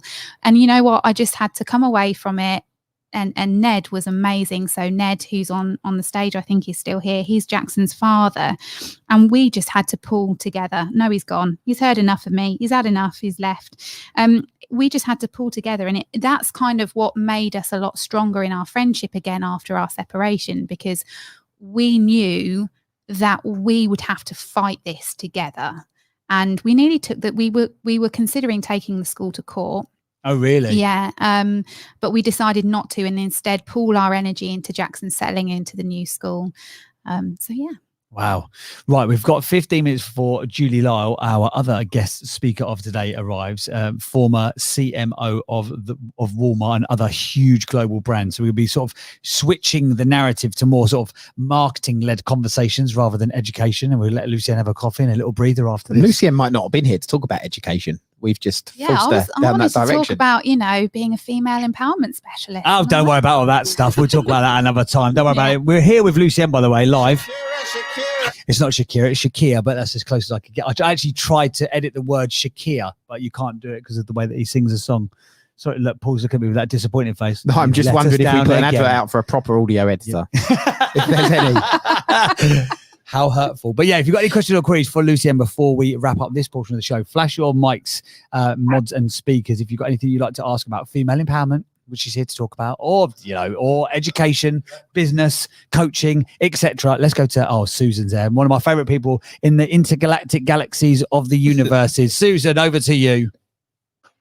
Oh wow. James has gone from the universe to the galaxy. I love it. So We're still waiting to come to the beach, by the way. We're still waiting. We're going to organise it. yeah, honestly, it's an open invitation. The beach is public. I'll come and meet you there. We'll let the weather get a bit warmer in not England, though, today. first. Yeah. Yeah, maybe not today. But taking it away from the education. So yesterday I had a virtual coffee with Lucien, and oh my goodness, it was such an amazing hour. Lucien is like a conversational coaching wizard. And somehow I was like, I know what I'm going to do. I literally was like full clarity in just an hour having a coffee. But what we didn't get to was talking about Lucien manifesting her dreams. So I would like to ask Lucien, what is the ultimate dream, Lucien? Do you have like short-term goal or a long-term goal? But what is it? Put it out there. Get out to the intergalactic galaxy. You can't see her, but in the studio, she's looking up and left, which from coaching is an eye indication that she's actually visualizing the future that she wants to create. She's looking uncomfortable in the process as well. I was like, is she thinking or has she got wind? I'm not sure. Go on. That's a bit rude. It's a great question, and I never used to dare think along these lines, but I'm going to say what I would love to happen. I would love to be sat on an island with Beyonce Knowles and Oprah Winfrey and perhaps Jackson, my son, and a few of my friends, and we'd all just be chilling out and having a great time. We'd be having drinks brought to us, we'd be chatting about female empowerment, and then we'd go our separate ways, and that would happen once a year, by the way, Suze. That would happen once a year. And then we'd go out and we'd do our thing, and we would bring people up, and then we'd convene again every year to talk about how we could improve it. And that would be like the mastermind. So Lucien, Oprah and Beyonce Knowles, please. Thank you very much. That sounds like a good mastermind. What about James Burt, Ashley Shipman? So I'm starting Don't here. bug it off. We've actually got a mastermind, you idiot. That doesn't work from a sales perspective, does it? For God's sake. No, but in all seriousness, what I would love and what I am striving for is to simply have a place that is mine. And I have a home, but I want somewhere that I really, really love, where I can have as many of my friends as possible, my family, and we never have to worry about, paying a mortgage or what we're going to do tomorrow. It's by the sea, and no one has to worry about financial freedom. Everyone's healthy and happy. So that's what I want, is just complete ownership of my time, space, land, etc. I love it. Yeah. Suze, is that the answer you were expecting? Yeah, I love it. And I'm so glad now you've put it out there, Lucien. Yeah, I have. Keep visualizing. I will.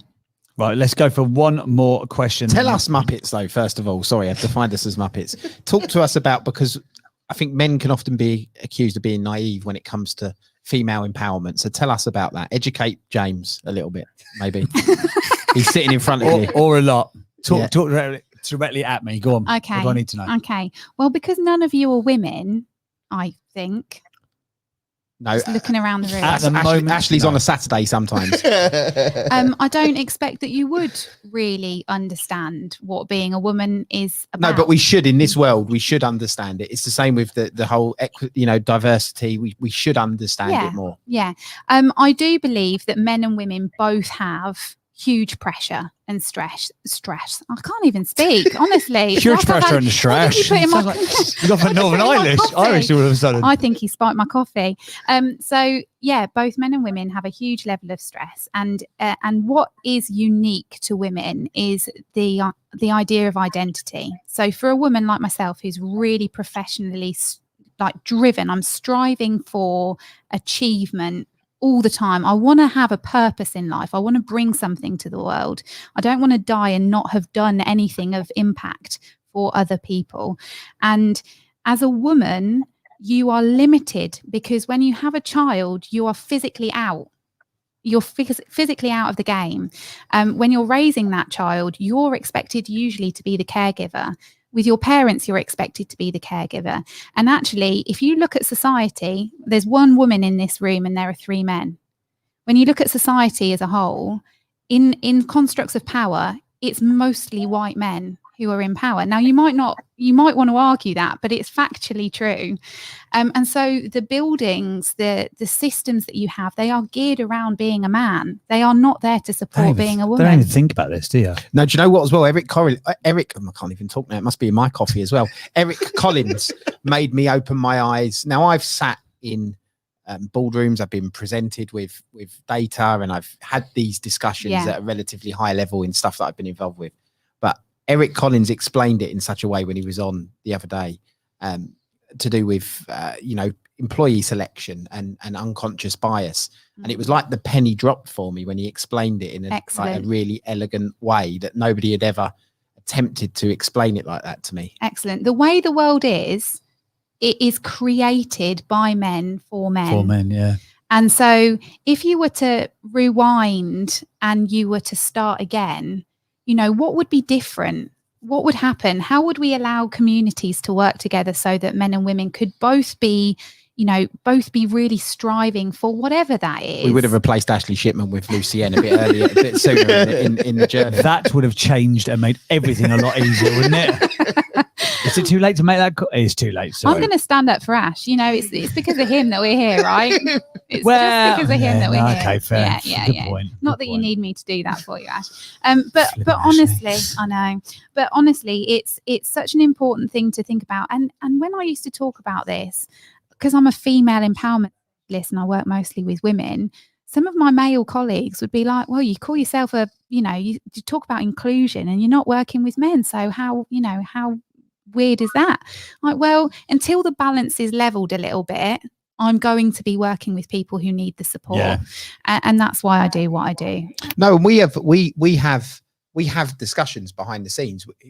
We are more conscious when we've got a male panel, for instance, and you're like, we need more female people to come up onto stage. Same with guests, not because of choices, it's just how it's happened. Well, maybe it is unconscious, but we've had nothing but male guests coming into the studio until today. Whether that's unconscious bias, whether that's I don't know. There's no, we haven't made that as an active decision, but that's how it's ended up. I suppose that's the challenge, isn't it? It's so ingrained in our subconscious that we don't even make it as an active decision, but it is a decision that is being made. Yeah, and I'm always talking about it. So I'm always saying to Ashley, who are you bringing in that's a woman? Who have we got here representing ethnicity? And we're working on it, and that's great. But it does need to be a proactive approach rather than a reactive one, I think, personally. And that's why I wanted to ensure that I was here. I wanted to ensure that, it's great. Am I the first woman in this room? You are. No, I'm not. No, I'm no. not. Enas was in here, wasn't she? But not as a speaker. Yeah, Enas was here with Trey. Yeah, but yeah, as a guest here. Yes, you are. Yeah. So but I know that you are proactively working towards that, and the guest that we've got today is just phenomenal. So keep doing what you're doing. It's absolutely right, and it's only going to work. It's only going to improve if men and women work together to improve it. No amount of finger pointing is going to help anybody. So let's just keep working together. And I'll just give you a little example of something that's common, and that is, I was asked when I went back to school, is it too soon, Lucienne, to go back after having a baby? Do you think maybe you should stay at home? Did anyone ever ask my husband that question?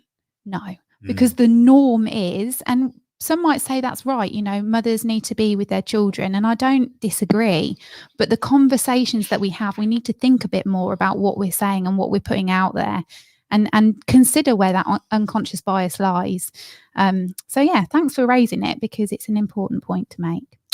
Thank you. Right, guys, if you're on the panel as a speaker or a moderator, bear with us. We're just moving things around. You've been here long enough, so you know what happens. But when a great guest comes in, we move the moderators and speakers around so that we can bring the guest up to the top. So just bear with us while we do that. All you have to do, we do everything in the background. You just have to accept the invite when we give it to you, and you can come back up on stage and we can do that. And our interview is going to be starting in around in a few minutes. So has anyone got one final question for Lucienne before we move on? Rachel, you are flashing. We'll quickly do Rachel and then we'll do Anna. So if we can quickly do, we've got a hot mic there. Who's that? We'll do Rachel and then we'll do Anna and then we'll jump into our interview. Did you say hot mic? Yeah. Well, there's somebody's left their microphone open. That's the Clubhouse left slang the microphone for it, isn't it? open. No, it's not the. Who I? James, hot mics. Hot mic. Yeah, hot mics. James. Yeah, James. Is that a standard thing? Yeah, you're a podcaster. Where have I been this whole time? My This is so gosh. cool. Yeah. We should have a sound effect. What's that? What's that noise? Oh, someone's got a hot mic, haven't they? Open mic. Open mic, yes. Let's go to Rachel and Anna quickly, and then we'll jump into our feature interview. Rachel, go for it. And it's amazing to hear you today, and I'm so glad we eventually got around to female that for a bit and just say, you know, I coach a lot of young girls and through sport, and I empower them through that. And we coach not just the sport, but resilience and teamwork and confidence and body confidence and everything within that. But I feel like there's so much more that we can do. So my question is, what can we do as you know, as women who work with females to really empower our young girls coming through? What can we do and what can parents of young girls do to empower and raise our young girls? Great question. So the first thing that we need to do is to be an example. So I could easily have come in here today and shied away from talking about female empowerment. I could have shied away from talking about menstruation, which I've talked about in, you know, you say these words and historically you would say them and you would feel shame for saying it. You need to stand up and you need to speak as you want to be heard. And if you don't do that, you're setting a bad example for the younger generation. So but don't be scared to say what you think. Paul talked about this a few weeks ago. You know, one of the most powerful moments that he had was when he realized you just need to say what's on your mind. You need to say what you're thinking, as long as you're not being unkind to anyone. So we need to lead by example. We need to say the uncomfortable things and we need to lean into the discomfort. It's so important that we do that, because unless we do that, nothing will change. It's a great question, Rachel. Oh, you're very welcome, Lucy. And I just think it's such an important topic. And we've got an opportunity to really raise the next round of incredible females. Thanks, Lucienne. Thanks, Rachel. I'm just bringing Anna back up because we moved her down for the reshuffle. Anna, go for it. Yeah, thank you, Paul. Hi, Lucienne. Wow, what an amazing background. And I love your heart and your passion starting in education. And I love that you picked Beyonce and Oprah. Of all the women that you could have picked, you picked two women that show up vulnerably, authentically, and powerfully in the world, which tells me that's what is inside of you. And that's so beautiful. So my question to you, like Rachel, I've also been very involved in women's empowerment and young girls in my capacity, serving on the Harvard Women's Leadership Board for 11 years, where that's what we do globally, worldwide. So my question to you is, what prompted you could have picked to pivot into any other career? Why female empowerment? It grew. It's such a great question, Anna. I didn't really want to work with just women originally. And it wasn't until I was working with my coach, really delving deep into why I'd had the nervous breakdown, into my identity crisis. My coaching model is all about your sense of self. So which of yourselves are at play in any given moment, and understanding that. And I discovered that really the people that I could most effectively help were women like me. We say as coaches, you know, we work with people who are 10 years us 10 years ago. And I do think that is absolutely true. And then also I'm very opinionated, and I have a really, really core driven element in me, which is about just cause. Things need to be fair for me. It's so important. So we tapped into that and we worked on it together, and it has grown from me being very shy about talking about female empowerment to me going, no, do you know what? This is important. And that belief has grown over time. And I love what you do. I've looked into what you've done as well over your career. And I just think more of us, you know, Paul raised it. Paul is having these open conversations. James and Ashley are here supporting these conversations as well. We simply need to continue on this line, and things will improve gradually over time. Yeah, thanks for your question, Anna. It's absolutely brilliant. Right. Thank you so much for your. Thanks, Anna. Thanks, Rachel. So we are about to start our interview. Couple of quick housekeeping points. If you are here listening to us, this section of the show is recorded and then replayed on the Winners Club podcast. So if you are up on stage, if you say something, you may end up on the podcast. And many of you probably have. If you've listened to the podcast, you can hear all of the questions that are asked to the guests. So do check that out. Now, also, if you follow the house up the top, the greenhouse, so you can follow the club, set your notification to always so you can follow me, Ashley and James, and do that by clicking on our face so you'll be alerted when other rooms like this are about to start.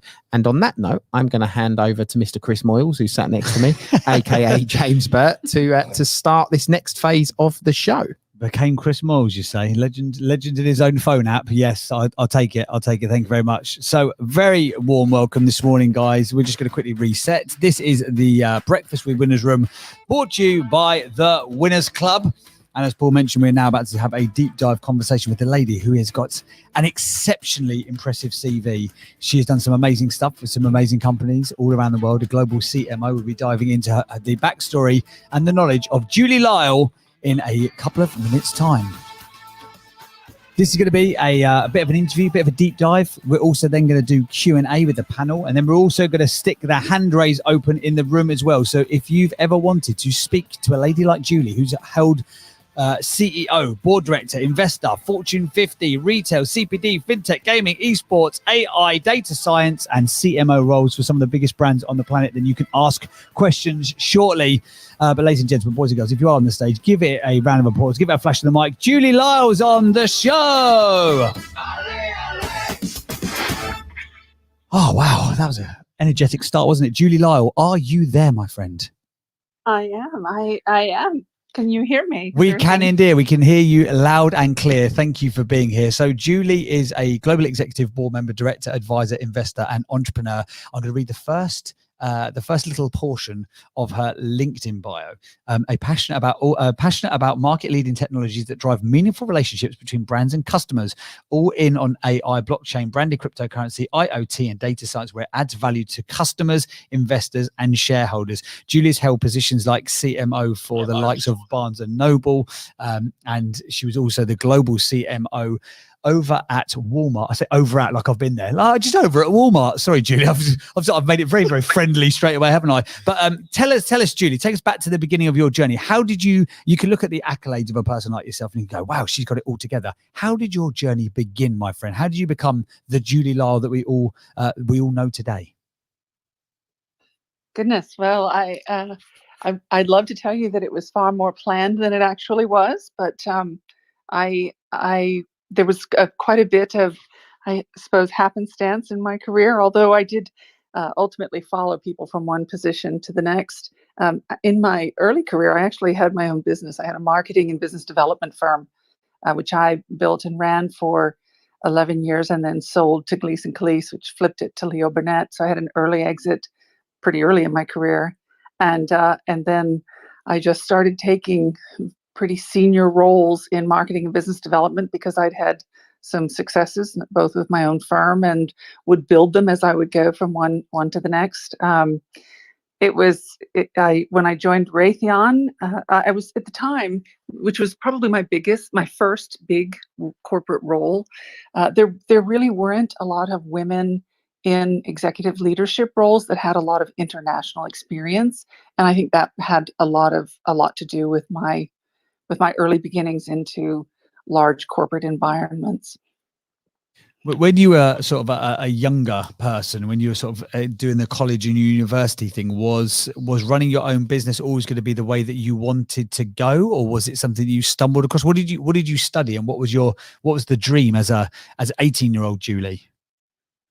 Absolutely not. I was actually pretty early into university, but I was convinced for the majority of my childhood that I was going to be an international contract attorney, and so my undergraduate and graduate studies were in law, and I was one semester into law school and ran out of money, frankly, and I was on a pretty fast track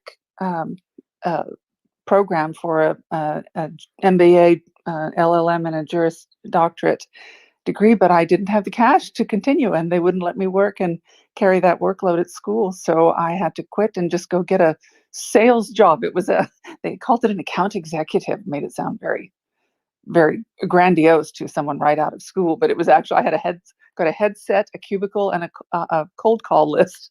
And that was the beginning of my foray into sales and marketing. So how come they wouldn't let you continue with the university studies, just because it was going to be too much alongside having to have a job to pay your way, sort of thing? Absolutely.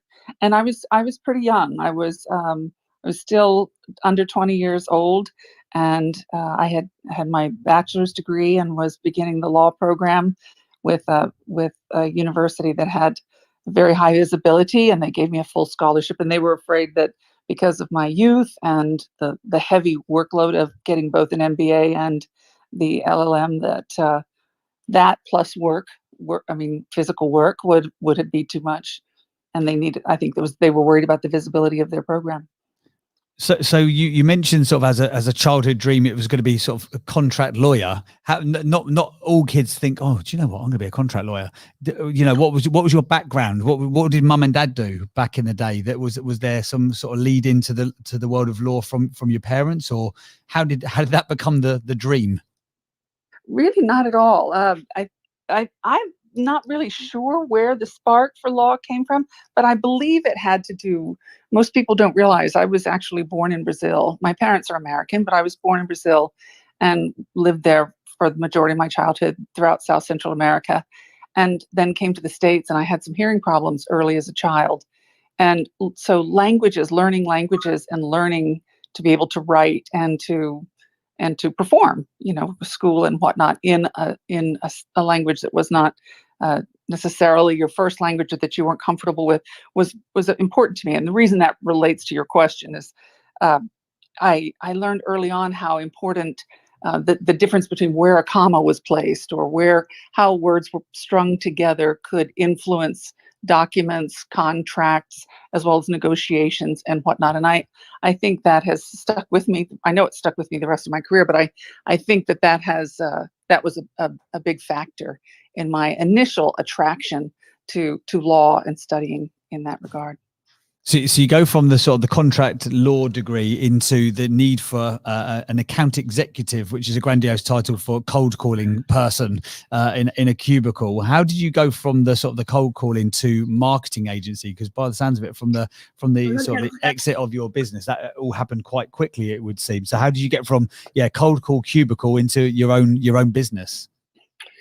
Well, I started working for a company that was called the Hart Group, and it was actually the founder of the Hart Group, who was an incredible, wonderful mentor. It was a true blessing to have. His name was Mitch Hart, and to have him as an early boss was I'm sure a part of what catapulted my career. But he was one of the early members of the Young Presidents Organization, and he and Ross Perot were founders of EDS, and he was very influential and quite a venture capital and influential individual and a great leader. I just was very successful. I was very determined. I worked very, very hard in sales. They gave me a very difficult region that was upside down. I turned it around to the point that we not only had incredible sales, but opened up new manufacturing facilities to support the sales, and then ultimately sold that business out of his portfolio very successfully.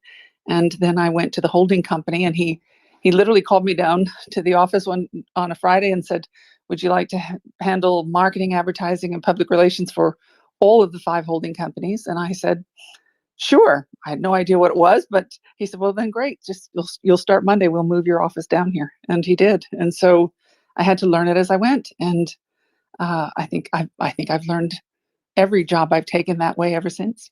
Fantastic. What a brilliant journey. I've got one more question, because I could talk to you for hours, but I've got to open it up to the audience, because it's only the polite thing to do. And we're very polite, us Brits. But I'm really intrigued. So you went very quickly from sort of the cold calling cubicle into running a successful marketing agency, and that tenacity drove that success that you had to the point where you exited the business.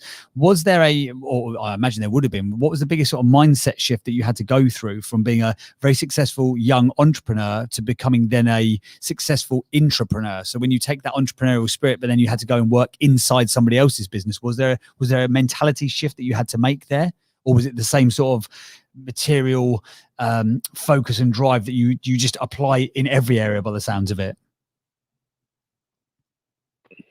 That's a great question.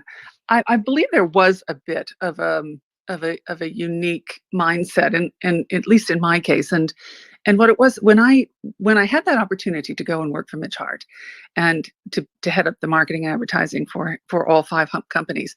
Again, I was still in my very early 20s, and at this point, I had the chairman of the company who said, who put me in a position where I would functionally support 5 different CEOs of 5 very different businesses, and because I was doing marketing and PR specifically, I was managing their company's brands, but I was also managing their personal brands of each of those CEOs. And yet I functionally reported to each of them, but because I administratively reported to the chairman of the board, as a young person early in her career, I had to learn how to navigate the delicate minefields of each of those CEOs having the competition with their their colleagues, CEOs in the Hart Group portfolio, and wanting their privacy, wanting all of my attention whenever they wanted it, and not wanting me to be pulled into other businesses to help others when they felt that I should be helping them, as well as how, as a very young person, how do I manage very difficult conversations when they're confiding in me because they had to about delicate situations, positive and negative, but knowing full well that I also had the ear of their boss. And the lessons that you learn in terms of how you navigate relationships and how you deal with very tough conversations and how you manage people's expectations, to learn those lessons that early in my career has served me so well. And I believe it has. I think it was probably one of the cornerstones of my success throughout my career. Did that answer your question? It did. It's fantastically answered my question. Thank you very much. I really appreciate it. Right. So I'm going to unselfishly, although I want to just keep asking questions, rapid fire style, but I won't. We're going to open it up to the panel now. We're going to open it up popcorn style flashes of the mic shortly. But before that, we've got some flashing of hands in the studio right now. So Paul, over to you first, and then we're going to go to Lucienne. Hi, Julie. Good to see you again. I'd love to know all your years of marketing experience. I'd love to know a campaign that stands out for you that really, really worked. And I'd equally like to know a campaign that you thought would work really well, but actually didn't and performed really badly. Well, one of the campaigns that actually worked really well that I didn't think would work was when it was early in my years with Walmart, and we were trying to really promote the quality of the fresh product in our Asda supercenters in the UK, because there was such a negative stigma of Walmart and poor quality, especially when it came to food and organics or not organics, etc. And so we created this. I would say it was sort of a precursor to the farm to market positioning, and we went throughout Northern England and Wales, and we literally put sandwich cloths, placards, and blankets, if you will, on sheep and cows and meadows, and promoted our new farm to table offering of local farmers' cheeses and local farmers' proteins and beef and lamb, etc. And just let the animals carry the placards around in the fields as they grazed, and it it was a massive hit, and really told the story very well. So that's sort of a very tactical, let's just analog marketing campaign, but it was wildly successful. One that didn't work, let's see. Oh gosh, well, there were several. When I first went to I took the role with Prudential PLC as their global chief marketing officer and head of government relations at the height of the global financial crisis in Asia. And it was so important because the rest of the Western, Europe and North America, which were the lion's share of the portfolio's sales and profits, were being just squeezed so tightly in 2008, 2009 with regulations for the insurance business, that we had to find a way to really accelerate the growth in Asia and solve our brand issues as well. And we lived by, at that point, we called it a trademark coexistence agreement with Prudential Financial Inc. And it was one of those very challenging situations where agreements that were written by attorneys in closed rooms decades before we had a digital world or a global economy that defined who could use what word and what trademark in what geographic area, literally by geographic boundaries, was really a hindrance to our success. And I wrote a marketing program actually to leverage Manchester United to gain awareness for the difference between Prudential PLC versus Prudential Financial across Asia and the Middle East, North Africa region. But the board had approved it, but the way that our group chief executive at that time wanted to negotiate the deal, it fell apart with Manchester, and another insurance company took the program and took the entire sponsorship package and sponsored the kit for Manchester and got all the publicity that we were hoping that we would get.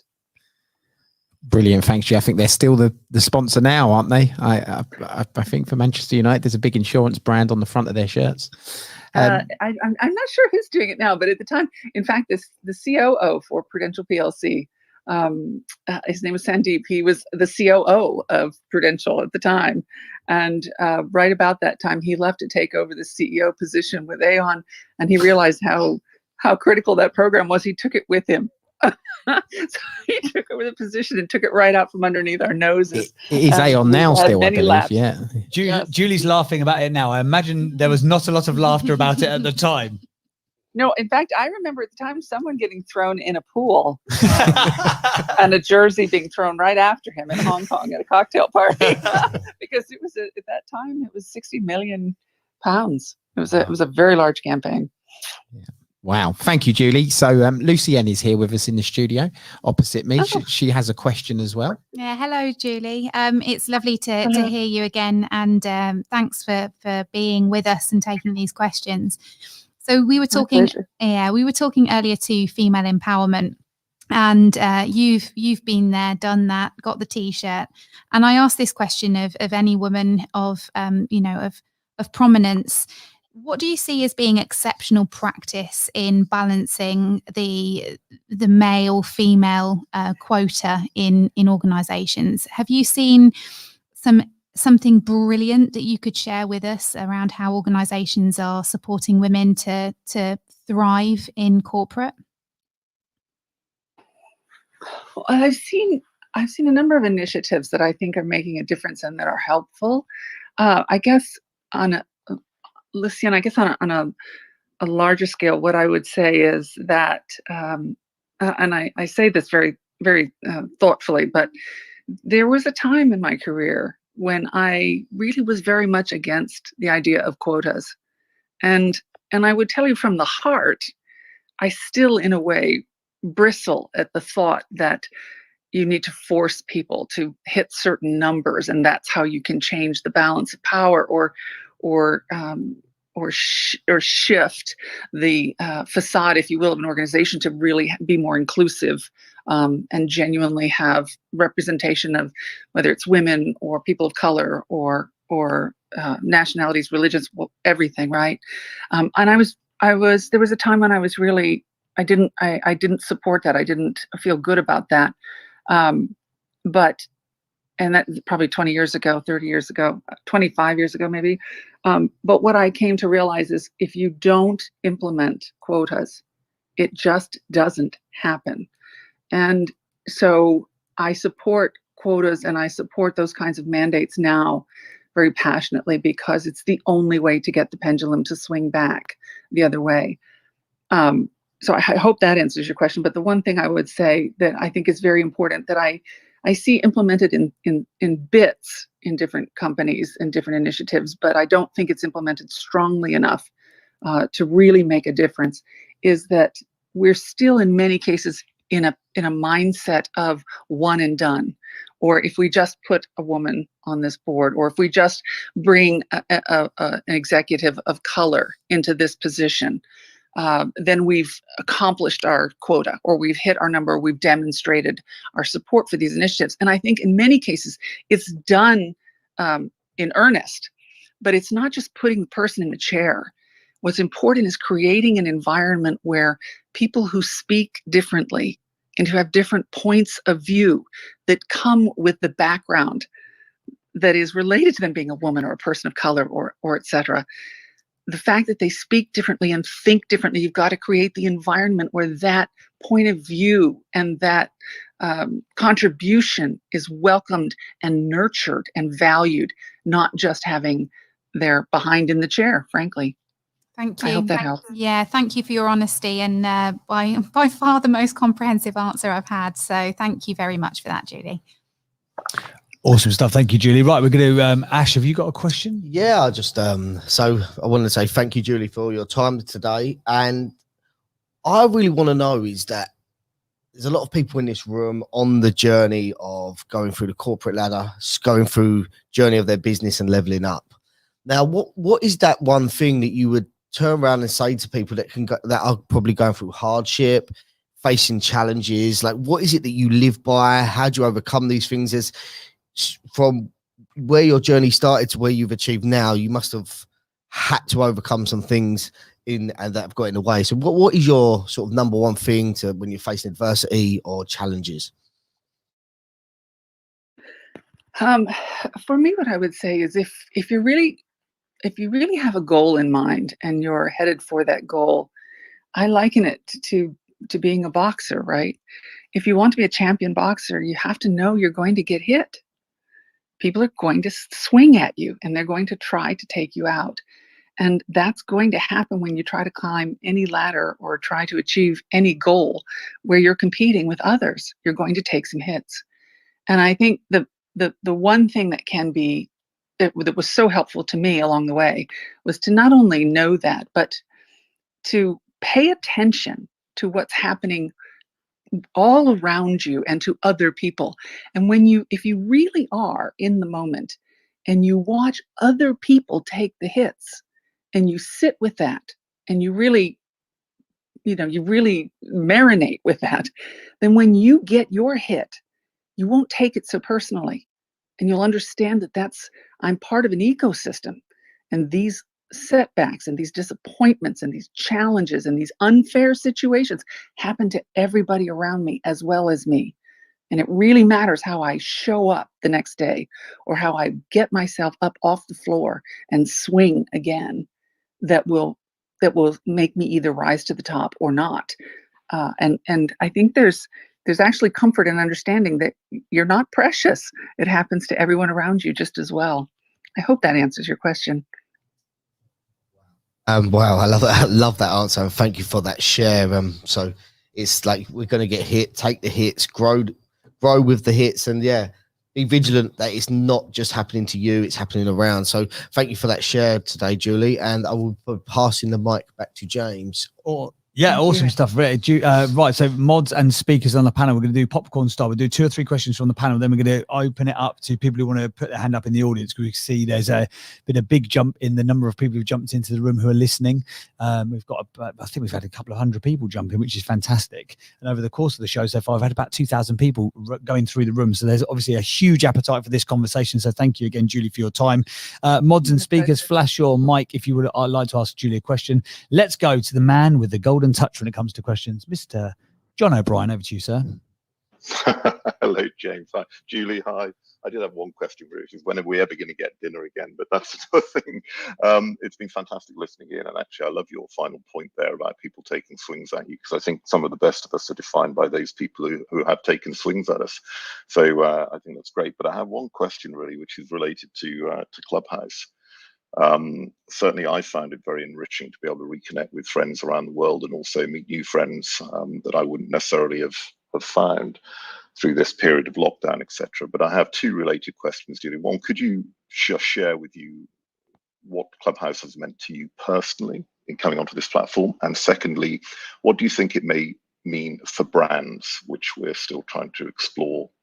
What will it mean for companies and brands as this evolves? Thank you, and I'm done talking. Thank you, John. John, you've been such a dear friend for so many years, and you've watched me grow. I think we've known each other longer than I realized. I think I did the count. It was like 15 years. So you've seen me grow up. Thanks for hanging with me. So what has it meant to me? What it's meant to me is Clubhouse itself is it's been an opportunity for me to connect with people of all stations, all walks in life, all different stairs or steps on their journey, and that to me is the greatest appeal. I have always enjoyed being around people of every shape, size, color, sophistication, experience, point of view, etc. It stimulates me. It sparks my creativity. I learn so much. For me, that's what makes me enjoy Clubhouse and want to be a part of it. The second part of the question, John, tell me again, what was the second part? So the personal stuff was great, but actually, what do you think? What's your insight into how brands might find Clubhouse? What that may mean for brands going forward? Interesting. I think Clubhouse is a little tricky for brands, and I've seen a couple stick their toe in the water, but I think that they're treating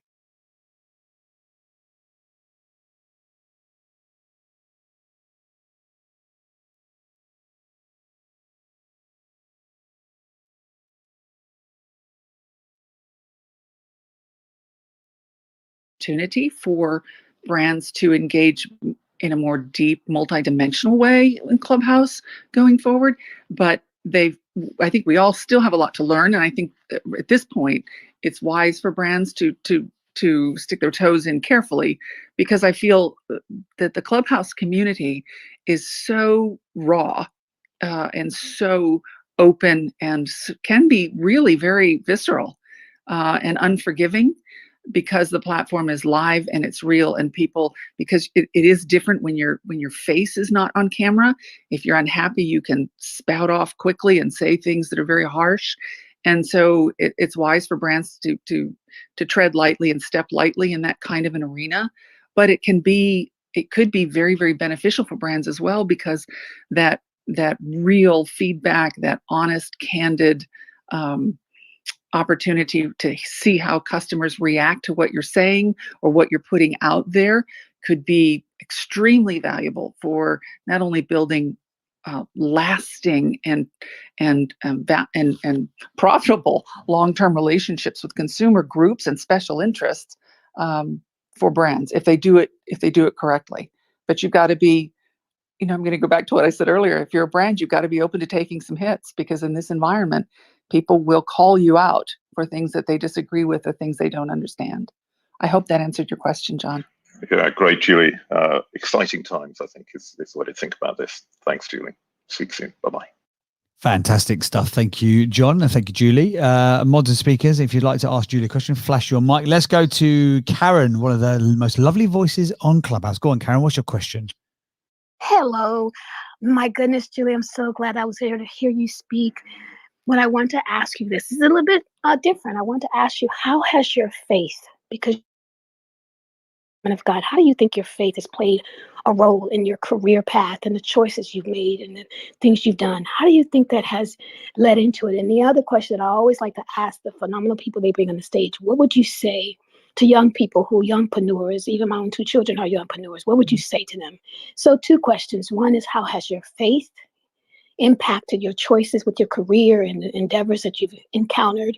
And what would you say to young entrepreneurs, young ones? I mean, like, 7 and 8, 10, 12, 13-year-olds about being entrepreneurs. This is Karen. I'm done speaking. Hi, Karen. Thanks so much for the great question. How has my faith has I'm very delighted, humbled to be a woman of God, and I believe my faith has absolutely been my bedrock for everything I've done, and certainly for my career. When I have felt that a challenge I was facing was too much, or when I felt that I was in a situation where at the time I was coming up in the ranks, I was very often the only woman in the environment, and sometimes it was very harsh and really very crippling.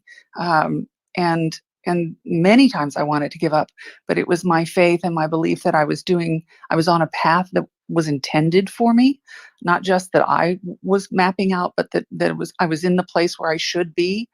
That and just prayer and believing that strength would come to me when I needed it most helped me through. As for the second question, what I would say to young people is, you must believe in yourself. You absolutely have to believe that in your core, in that little space that's below your heart and right in your gut, that if you put your mind to it, you can do anything. And the road is absolutely not going to be easy.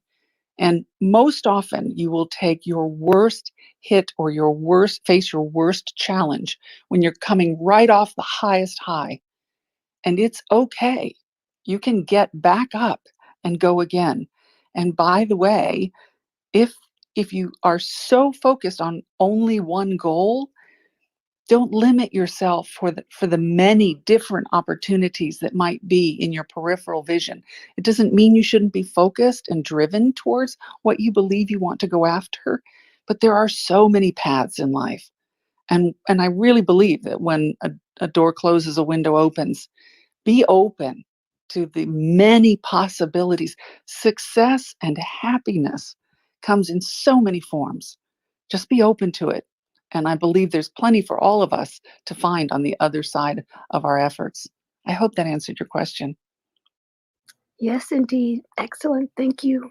Amazing. Thank you very much. Great stuff there. Modern speakers, popcorn style, give your mics a flash if you'd like to ask a question to Julie. How many times do you get to quiz one of the most successful marketeers on the planet? Not very often, my friends, but we're bringing you this kind of content all the time here in Clubhouse. So yeah, flash your mics if you've got a question you'd love to ask. Let's go to Dale. Dale, what's your question, my friend?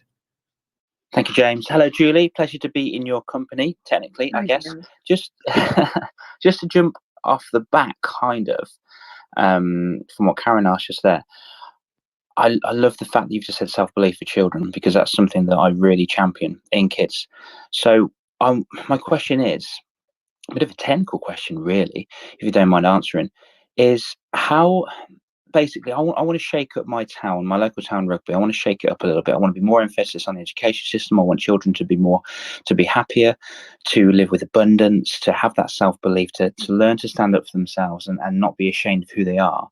And I'm really looking for help from local businesses to shout about them as well in schools.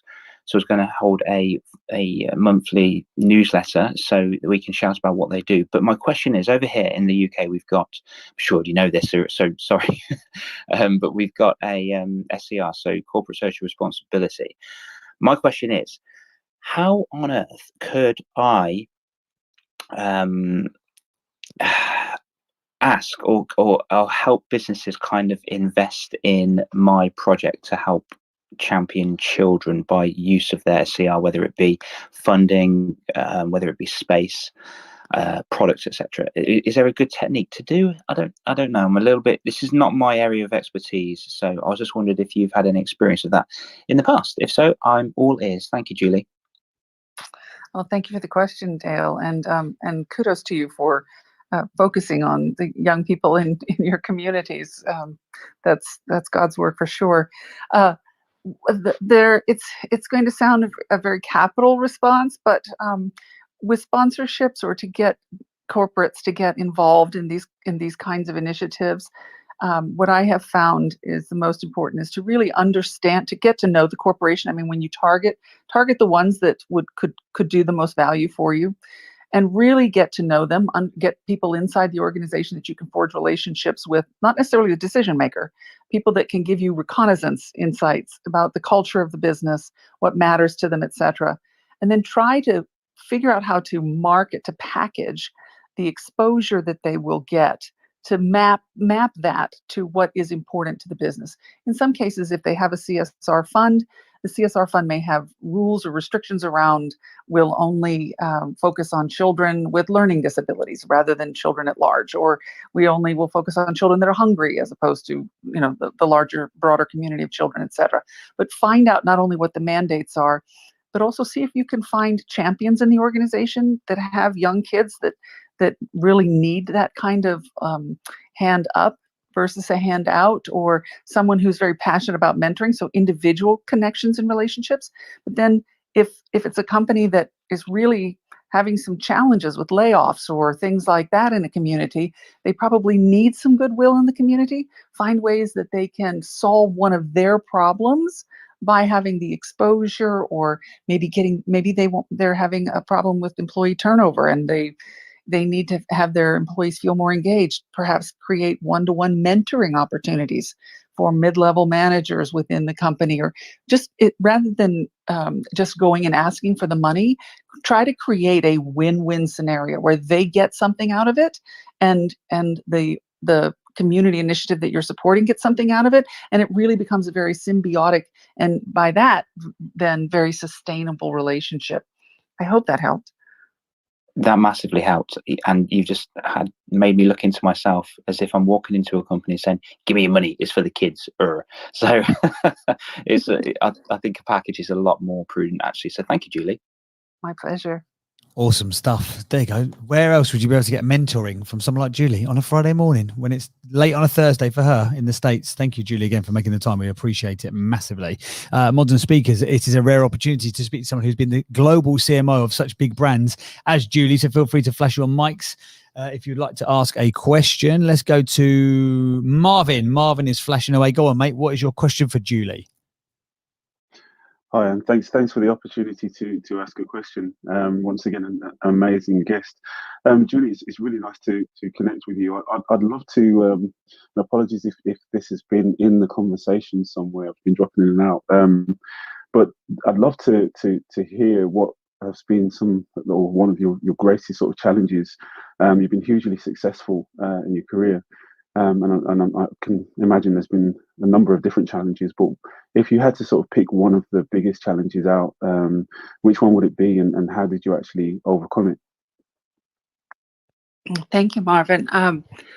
Sure. So, there's lots of different challenges and they come in different forms. I would say that, you know, my age is, I'm sure, no secret at this point. I'm 58 years old, but at the time that I think of my early executive roles in Raytheon and excuse me, Walmart and even Prudential, I really was the only woman in the boardroom, and it was very challenging, and being the only girl in a male-dominated environment had lots of it was a minefield in many cases. But I think this is true in almost any situation when someone is trying. I see this with even with younger career people today. When you're faced with challenges and you're having to prove yourself, or having to really, you've already got this, even if you've already have the seat at the table, but you're having to feel as though you have to justify your being there. There's a tendency to always jump in and to always want to participate or to contribute and to prove and to demonstrate. See, this is why I'm here. You see the value I can add. Let me tell you how we ought to solve this problem. Let me map out the solution for this. Let me show you how you ought to do this. And I think it's natural, especially if you're a type A, very driven personality, which I certainly am. But what I learned, thank heavens, with great coaches and mentors along the way, was to be very judicious about choosing the hill you're going to die on. it is so much more powerful. If I could give anybody guidance, when you think about mentors and people that you want to be your coach or your mentor, and you're shaping in your mind who you want to be in your career. You see yourself in that corner office with your name placard on the wall, etc. Also think about the type of person and character that you want to be. And find that role model around you that you say, wow, of all these people in the room, aside from the titles and the prestige that they have or the rank that they have, who has the most influence?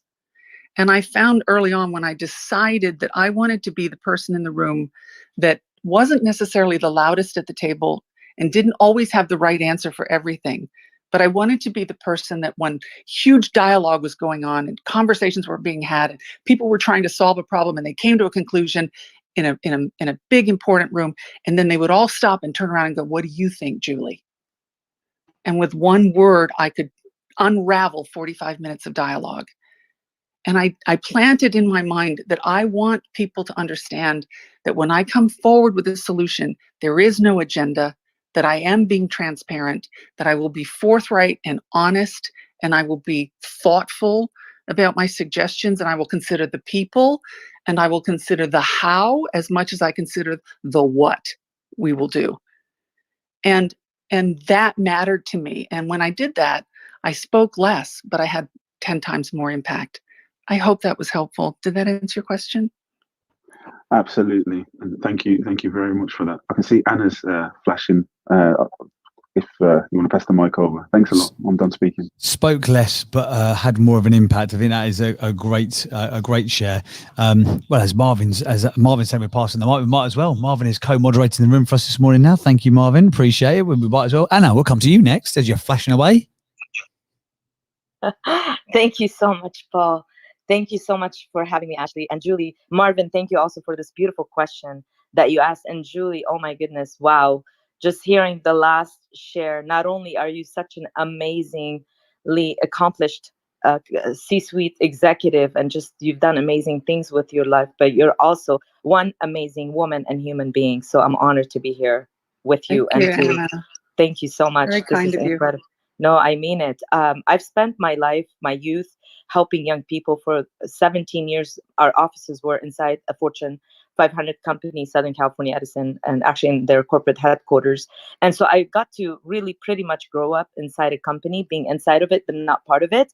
I also served on the Harvard Women's Leadership Board, dedicating our mission is to help promote women and girls globally. Also, I served on the advisory board for Merrill Lynch to help promote women and figure out how women can advance. And I was just reading a report recently that until today, in 2021, the number of women in CEO women in corporate America or large corporations, it's just merely 7.8%. Yet when we look at the number of graduates from MBA schools, the number is 39%. And for law schools, it's 54%. And gender equity, gender intelligence, looking at the brain differences between men and women, that's what we did a lot at Harvard, discussed a lot with experts. And so I wanted to get your input and your ideas as to how women can be potentially promoted faster. I mean, to say that by 2025, we'll have 15% of women CEOs, I think that's still a dismal number, given that we make up 50%. And as we know, when we bring women to the table, they contribute to the productivity at the company. And just from your share, we can see how amazing you are. So what do you think needs to be done to improve those numbers and to help promote women and bring them to the table as equal partners? Thank you so much. Well, I don't think there's any one quick answer. I think it's everyone has a role to play in making this happen, both for women and for people of color. For me, mentors and coaches were a big part of my success. And they were, when I say that, I mean the lion's share of my success were mentors and coaches along the way. If you'll forgive me, Anna, I'm going to I'll tell a quick story. But when I was I'll try to condense this very, very quickly. When I was at Raytheon, of course, and this would have been my first big corporate job, and this was 1998, and at that time, Raytheon was like most companies. I mean, there weren't a lot of women in the executive boardroom for certainly, but in this defense contractor, military-led business, part of the industrial complex, there were virtually none, and I was the only woman that wasn't answering telephones or serving coffee in group meetings. And they would openly they would openly call me the skirt. They would literally in meetings they would say, "I don't know, ask the skirt." And that might seem horrific now, and of course in today's world that is horrific, but it was actually a term of endearment at that point. It was a different world. It was a very different environment. The point I want to make is in that environment, we cycled through CEOs, and we were on our third CEO in the space of 3 years. And he had an occasion to see me in action with my team at a trade show on a Thursday afternoon. And Monday morning, he came by the office. And of course, I was there at 7:30 in the morning, and he called me into his office. And he said, "Do you have a resume?" And I did that horrible thing that women do that I hate. I've done in my career, where you get that little nervous laugh, and you make some lame comment like, "Oh, do I need one?" And he said, "Yeah, bring it down to my office." And I said, "Well, it's out of date." And he said, "Well, that's a shame. Bring it anyway." And I sat there with him while he read the entire resume, and he put it down on the table, and he looked at me and he said, "So how long have you wanted to be an actress?" And I remember I was gobsmacked. I thought, what is it? What's in there that would even remotely imply that? And I said, I've never wanted to be an actress. He said, then why is it that you think if you show up every morning before everybody else and you leave late after everybody else and you spend your day cleaning up everyone else's, excuse my language, shit, that you're going to be discovered? And I said, I don't know. And he said, I've been here 4 months and I learned more about you in 30 minutes yesterday than I've learned about you in 4 months. Whose fault is that? Mine or yours? I said, well, I guess it's mine. He said, you're damn right it's yours. And so I say that because for 2 reasons. Number one, we have to, and this is not just aimed at women, it's anybody, a person in their career. We have to consciously decide that we're going to manage our careers and not have them manage us or just float through life and wait for the next offer that may or may not come. That's one point. But the second point is that man taking the time to come by my office and say, come to my office and sit there with me and hit me in the head with that 2x4 changed the trajectory of my career. And I literally that day, that evening after work, went back and built a marketing plan for myself that I follow to this day. But in that process, I also wrote plans and programs that I launched at Walmart and many other places that where I tutored thousands of women and young career professionals. That man, by making that decision to come by my office that morning, take the time to sit with me and say, get your head out of your backside, change the lives and the careers of, I can say this honestly, thousands of people. And every one of us in this room right now has an opportunity to do the same thing multiple times over. We have to decide that we're going to be conscious and aware in the moment and take those opportunities when they come. This is Julie, and I hope that answered your question. I'm sorry if it was too long. No, it's amazing. Thank you so much. That's why. Wow, absolutely fascinating insight. We're all sat in the studio. I can't believe what Julie's had to, or what Julie must have had to overcome to get to the position that she's been in. And Lucy went, I bet she's had to swallow her tongue so many times across her career based on what you were saying. Like I say, the fact that ask the skirt was a term of endearment, it just shows, wow, how far we've come, luckily, I guess, but how far we've still got to go. And, it brings up Lucienne's point earlier of this sort of unconscious bias that we have, and that, us, white men are just kind of ignorant to this world that we don't even know it exists. But I think it's probably our role and our responsibility to educate ourselves, because nobody else is going to do it for us, are they, fundamentally? Right, mods and speakers, we've only got a few more minutes of Julie's precious time. So flash your mic if you'd love to ask this wonderful human being and top level performer a question. Let's go to, there's loads of people flashing their mics. Let's go to Dimple. Dimple, what's your question, my friend? Thanks so much, James. Julie, wow, that last question that you answered, I just want to say, absolutely, I got goosebumps throughout my body. It shifted me. So thank you so much for that. And so forgive me, I've been in and out of the conversations if this has been covered, but my question to you is, you are such an incredible role model and inspiration, not just for women, but for whoever desires something more in their lives. And so my question is, was there a moment in your childhood where you absolutely knew that you were going to make a difference to thousands and thousands of people? And what was that like? Could you describe that? Thank you. Wow, Dimple, that's a great question. I hope I don't disappoint you, but I would tell you no.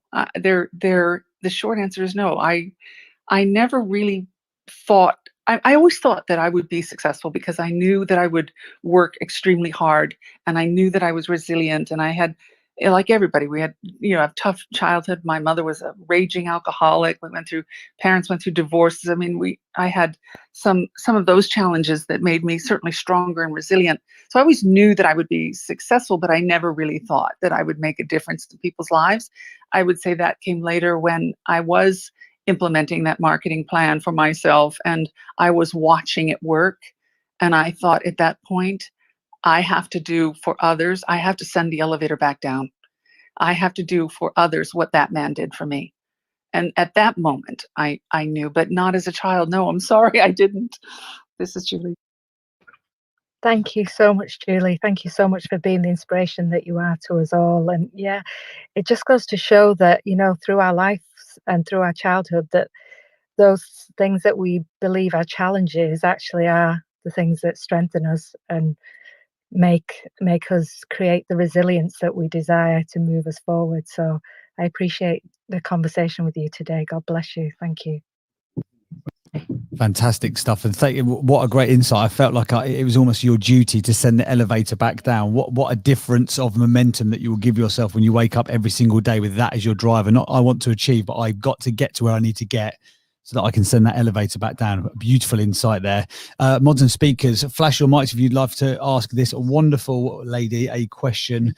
The global CMO of multiple brands, but more than that, somebody who has strong-armed her way through adversity to actually have her seat at the table and have other people, build a table that other people come to sit at her table now. She's not sitting at anybody else's. Serial entrepreneur and just a wonderful human being. Well, this has been one of my favorite conversations we've had so far. I've got to be honest. Since we've started in January, this is probably, in fact, I'm going to chuck out. This is my favorite conversation so far that we've ever had on the Winners Club. There you go. I'm calling it. I'm calling it as my fave. So guys, we've only got a little while longer. So flash your mics if you would like to ask a question. Dr. Nashita, let's come to you next. Hi, good morning. Thank you so much for bringing me up on stage, and thank you so much, Julie. I've been listening very intently.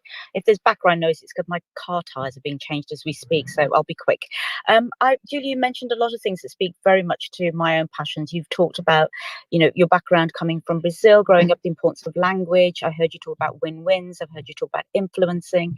So my question is, when you're now looking at people who are coming up through the corporate ladder and they're looking to become leaders, looking to get into the kind of positions that you're in, what are the skills that you think they should really develop apart from their core business knowledge that they need for their role?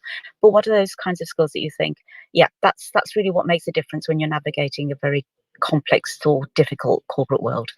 I'm Dr. Nash. I'm done speaking. Thank you. Thank you for the question, Dr. Nash.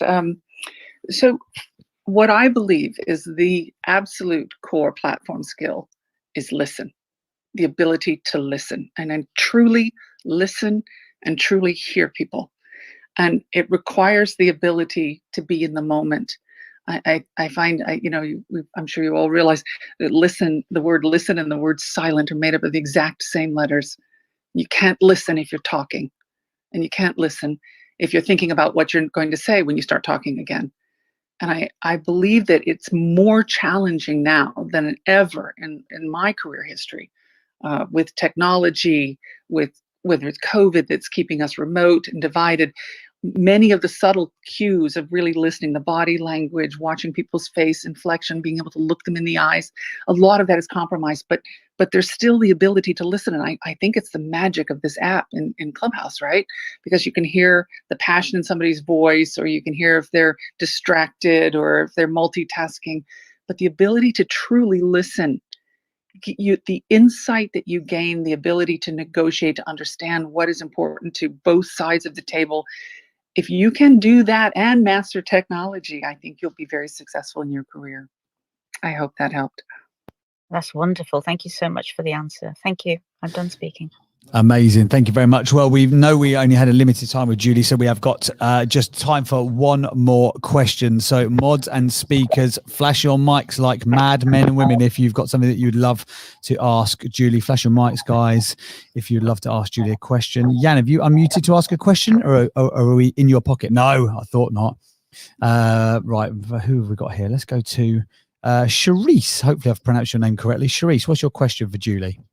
You pronounced it perfectly. Thank you so much. Goodness. And Julie, this is such an honor to be here on tonight. You know, I'm in the States as well, so it's 1:30 in the morning, and my children happen to have a sleepover with their cousins tonight. So I'm still up because we had movie night, and I'm so happy that I'm still up to catch this conversation. I grabbed my pencil and paper. I'm over here taking notes because so much of what you're saying is just so profound, and it could literally be framed and put on my wall. So thank you so much for the value that you're bringing tonight and all that you're sharing. So I'm a mother of 6 children. 5 of them are girls. And so as a woman who's made such an impact in this world and who has done so much, my question to you is, what is important for me to nurture in my children? And what is important for me to exemplify as a woman? Not necessarily as their mother, but as a woman. What would be an important thing for me to exemplify for these 5 girls that I'm raising? And what would be important for me to nurture in them, aside from homework and sleeping and eating well and emotional intelligence? Like, what would you say is one of the things that kind of raised you into being the woman that you are today? That's my question, and thank you so much. Well, thank you, Charisse, and thank you for staying up so late. It's my pleasure to be here, and if you have 6 children, God bless you. What's important to nurture in young girls, I think, is a sense of self. More than anything else, the courage to be okay with who they are, exactly the way they are, and to really understand for them to understand that they can, that for any shortcoming they believe they have, it might be just their perception, number one, and number two, they have a strength that is equal to or greater than that within them as well. And they have to choose whether or not they're going to focus on what makes them stronger or what makes them weaker. I have a younger sister. She's 7 years younger than I, but I often would tell her, are you, if your mind is hardware, what software are you running on it? Are you running a software, a Windows program from 1995 about what your shortcomings were that decade or that year so long ago? Choose to be consciously competent and strong and confident in yourself. I think that is the most important gift young women can have. And then generally, I would say, young boys or girls, grace and humility. There is strength in grace and humility. You don't have to be the smartest one in the room. In fact, you'll get farther if you're not. And leaders don't climb their way to the top. They're carried there. So be sure that you focus on creating teams behind you that are more invested in your success because they don't want to disappoint you, not because they're afraid of you. Be strong by being gentle and being conscious, and choose your moments to assert yourself and believe in yourself and help others believe in themselves, and you'll be just fine. I hope that helps. It does. Thank you so much. And I cannot write fast enough, but you all said you're recording and it's going to be somewhere. So I'm going to find this podcast so I can rewrite down all the notes from that. This was just so beautiful. Thank you so much, Julie. it will be on the Winners Club podcast, which actually, if you click on my face or Ashley's face or James's face at the top, I'm Paul with a blue background. You can go through to the page on our Associate app, and there's a button on there that says subscribe to the podcast. So you'll be able to catch up with this interview when it comes up. Julie, we've got one last question from you. Everybody that was in the room earlier today, the speakers and the moderators, we asked them a question. If you was to disappear off of this planet tomorrow, what would be the one piece of advice you would give to somebody? And we've asked that to all of the moderators and speakers that have come onto the stage today. So we're going to give you that question. If you was to disappear off of the planet tomorrow, what's the one piece of advice you would give to somebody today? Oh, wow. Good question. Oh, wow, that stumped me. So I guess I would say choose your timing. You can have so much greater impact or influence if you choose your timing. And whether that's when you take a stand, or when you pull somebody aside and give them feedback, or when you ask for something for yourself, when you request something or negotiate something, timing is everything. And it doesn't all have to happen now. That would be my best advice. Wow, brilliant, Julie. Thank you very much. Round of applause, everybody, for Julie Lyle being here this morning. Thank you so much, Julie. Flash your microphones, please, guys, as a sign of appreciation. Are you allowed to just whoop and cheer someone's name like a Julie? Can I just shout, Julie? Is that all right? Love you, Julie. Woo! Smile from ear to ear. Julie, thank you so much. John, thank you so much, all of you. Thank you for spending the time with us. Your nighttime now, isn't it? But thank you for spending the time with us here this morning. It's been an absolute pleasure from us. Thank you so much. All right. Have a great day, and be sure you just take a moment today to tell someone you love that you love them. Bye-bye, everyone. Thanks, Julie. Thank you very much. Wow, what an interview we had there. So, guys, if you want to catch up on that, you can subscribe to the podcast. Hold on a second. What a way. A woman of that stature and has done that much stuff, and her final important words is tell somebody today that you love them. Yeah. What a woman. What a human being. Amazing. If you buy me my German doner kebab at lunchtime, I'll tell you I love you, James. Well, I'll tell you what then. I'm going to get you an extra large with the chips at the bottom. Tell me, Abercrombie, and look me in my eyes. He didn't even have to look at the buttons. No, yeah. He knew where the unicorn sparkles were without even looking. He just What about the bubbly? He just knew. What about the champagne? I'm looking at Ash now. I'm making him uncomfortable. He don't care. He's doing BJJ. He'll look me in my eyes all day, mate. So, guys, look. I'll be the sensible one here and put some good idea. Somebody should be. Yeah. If you love that conversation with Julie, my oh my, have we got some good ones for you next week. We've got rooms like that every single day next week. Starting on Monday, we've got the chairman of Ketchum, which is a extremely large PR and marketing organization. That is a big deal. Yeah. If you know anything about PR, marketing, branding, or the agency world, he is kind of at the top of the tree, of the biggest tree on the biggest hill. There you go.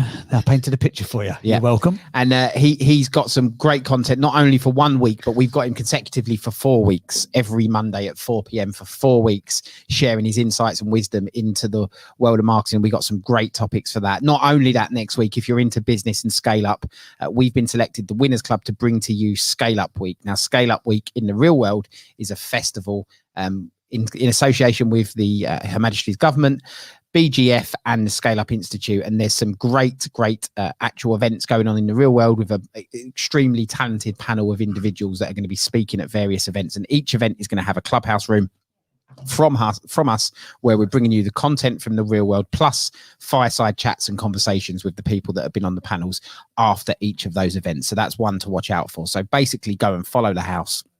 At the top, click on the house, follow the club, not follow the house, follow the club, click on the club at the top, and click on the club and follow the house. Don't follow the house, but click on the club, isn't it? And you will be alerted to the rooms that we are running next week, because there's some big ones. And as I was saying earlier, if you love this interview with Julie, what's the turnaround time on the podcast? It's a couple of weeks, isn't it? It is at the moment, but we could put it out Monday if everyone loved it. Yeah. So we will be putting out this episode with Julie and all the other speakers. One we had with Eric Collins earlier in the week. We'll be putting those out as podcasts on the Winners Club podcast. So you can search on any of the podcast providers for the Winners Club podcast. You can tell your Alexa speaker, your Amazon speaker. You can tell your smart speakers, search for the Winners Club podcast, and it will play one of the podcast episodes. So go and do that. Subscribe to the podcast and listen to that great content. That comes out every Monday and Wednesday. But yeah, as Paul said, the best thing to do, click on the little green Monopoly house at the top of the room right now and make sure you click follow or become a member, because we've got loads and loads of really cool stuff coming up. And as Paul mentioned there, Scale Up Week, we're not just having conversations around the subjects, we're actually going to be live streaming the audio directly from the live event. So we're going to have people in the studio here in Clubhouse, talk about the sort of the seminar piece that's coming up, and then we'll cut over live as if we're like Glastonbury reporters. Me and you are going to be like, who does it these days? Lauren Laverne and Fern Cotton. I get to be Fern Cotton, you get to be Lauren Laverne, and then we're going to cut across live to the actual keynote presentations.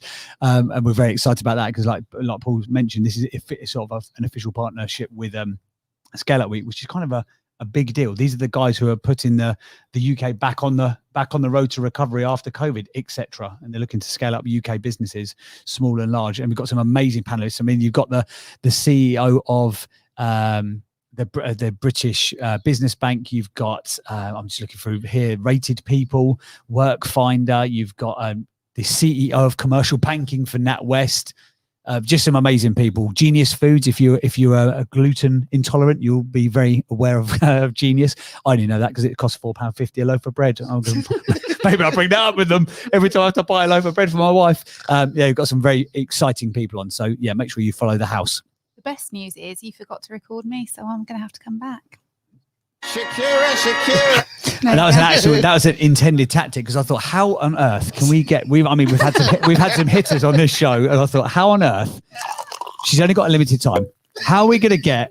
James is too worried about his sound effects. How are we going to get? Do you know what though? I got halfway through and I was like, oh no, I haven't hit the record button. I was like, I'm going to have to start out and pretend I did it intentionally. I just forgot. Okay, but there is, on the plus side, there is an unofficial naughty Clubhouse platform that illegally records our content and repurposes it. So we can get it from them. So if you are one of those sly platforms, thank you for the illegal work that you do. It's actually coming useful today, ironically. But yeah, Ash, any final thoughts as we leave the room, as we leave this powerful week? James, Paul, could I just pipe in for one of your other rooms that you're running on Wednesday? Yes. If there's anyone that can disturb us, John, and say something, it's you, my friend. Okay, well, that's very kind. It's just that on Wednesday you have the midweek talk show, which I host with you. Got a great friend coming on, Elizabeth Philippuli, under the title of Surviving and Thriving. She is an international philanthropist, an extraordinary founder, rather like Julie, extraordinary female founder of the Global Thinkers Forum and Athena 40, which is an international campaign for women empowerment. So I would just encourage you to look at that one as well. That's 7:00 in the Winners Club on Wednesday evening with Elizabeth Philippuli and some of the most influential women from around the world. So please do have a look at that one as well. That's John. I've done thinking. I've got to go and do some real work. Thank you, guys. Thanks, John. And we will be announcing all of those rooms the night before next week and in the Winners Club community. So if you click on our faces, go through to the link, you can join the Winners Club community if you haven't already done so we can announce those rooms. And I'm going to take this opportunity, because I don't think we've mentioned it, to mention about our mastermind. We launched it last Friday, or we launched the application process last Friday. It's open for 14 days until next Friday.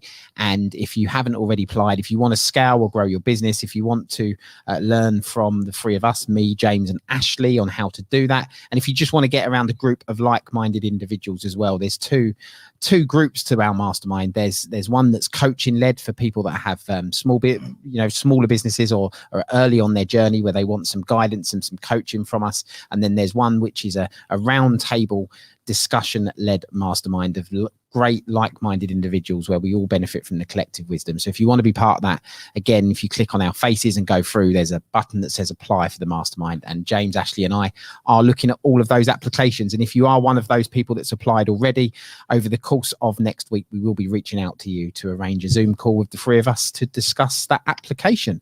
Awesome stuff. We will indeed. Looking forward to that. Somebody said something. Can I just say something? Who's that? It's Dimple. It's Dimple. Oh, go on then, Dimple. Why not? As you're here, you might as well. I just wanted to say, right, thank you.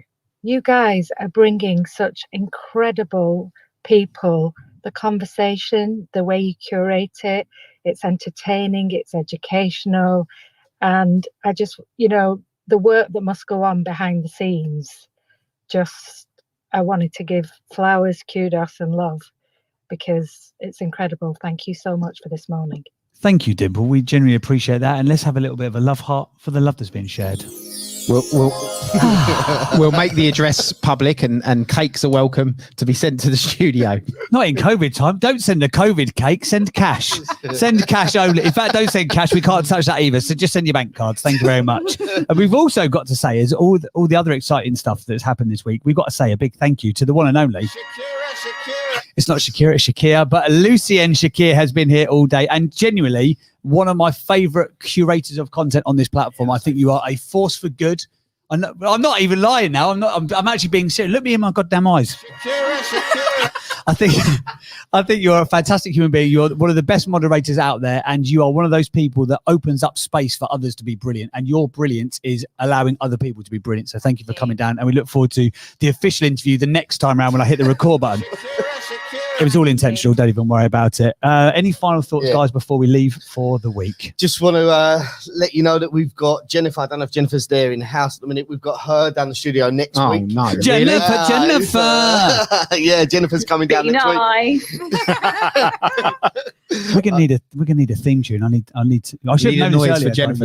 Yeah. Okay, I'll work on it. Not now. I'm going to work on it further down the line. Jennifer, what do you think to you, me, Victoria hosting it and having Ashley in the hot seat? I think Can you imagine that? That's what I think. Maybe we do that. Maybe we hand the controls over for 1 week. We hand the keys to 4 other people. It would be amazing. Lucienne, Victoria, and Jennifer Louise dive deep with Ashley Shipman. How did he become the king of Clubhouse? I'm up for it, to be fair. I am too. Well, right, yeah. So, guys, make sure that you tune in next week. We have loads going on and loads of guests that have been dropped. We have guests every week in all different shows. So, make sure you tune in, and make sure you probably go back and see next Friday. You should always tune in on the live so you can see this live in the studio with all the guests. From the team, from the community, from the Winners Club, let's say I'm going to love you and leave you all. Let's have a good day. Let's have a brilliant day. Go and smash your Friday. Have a good weekend. And love you and leave you all. Go on, say the tagline. Go on, what we've got to go and do? Rock and roll.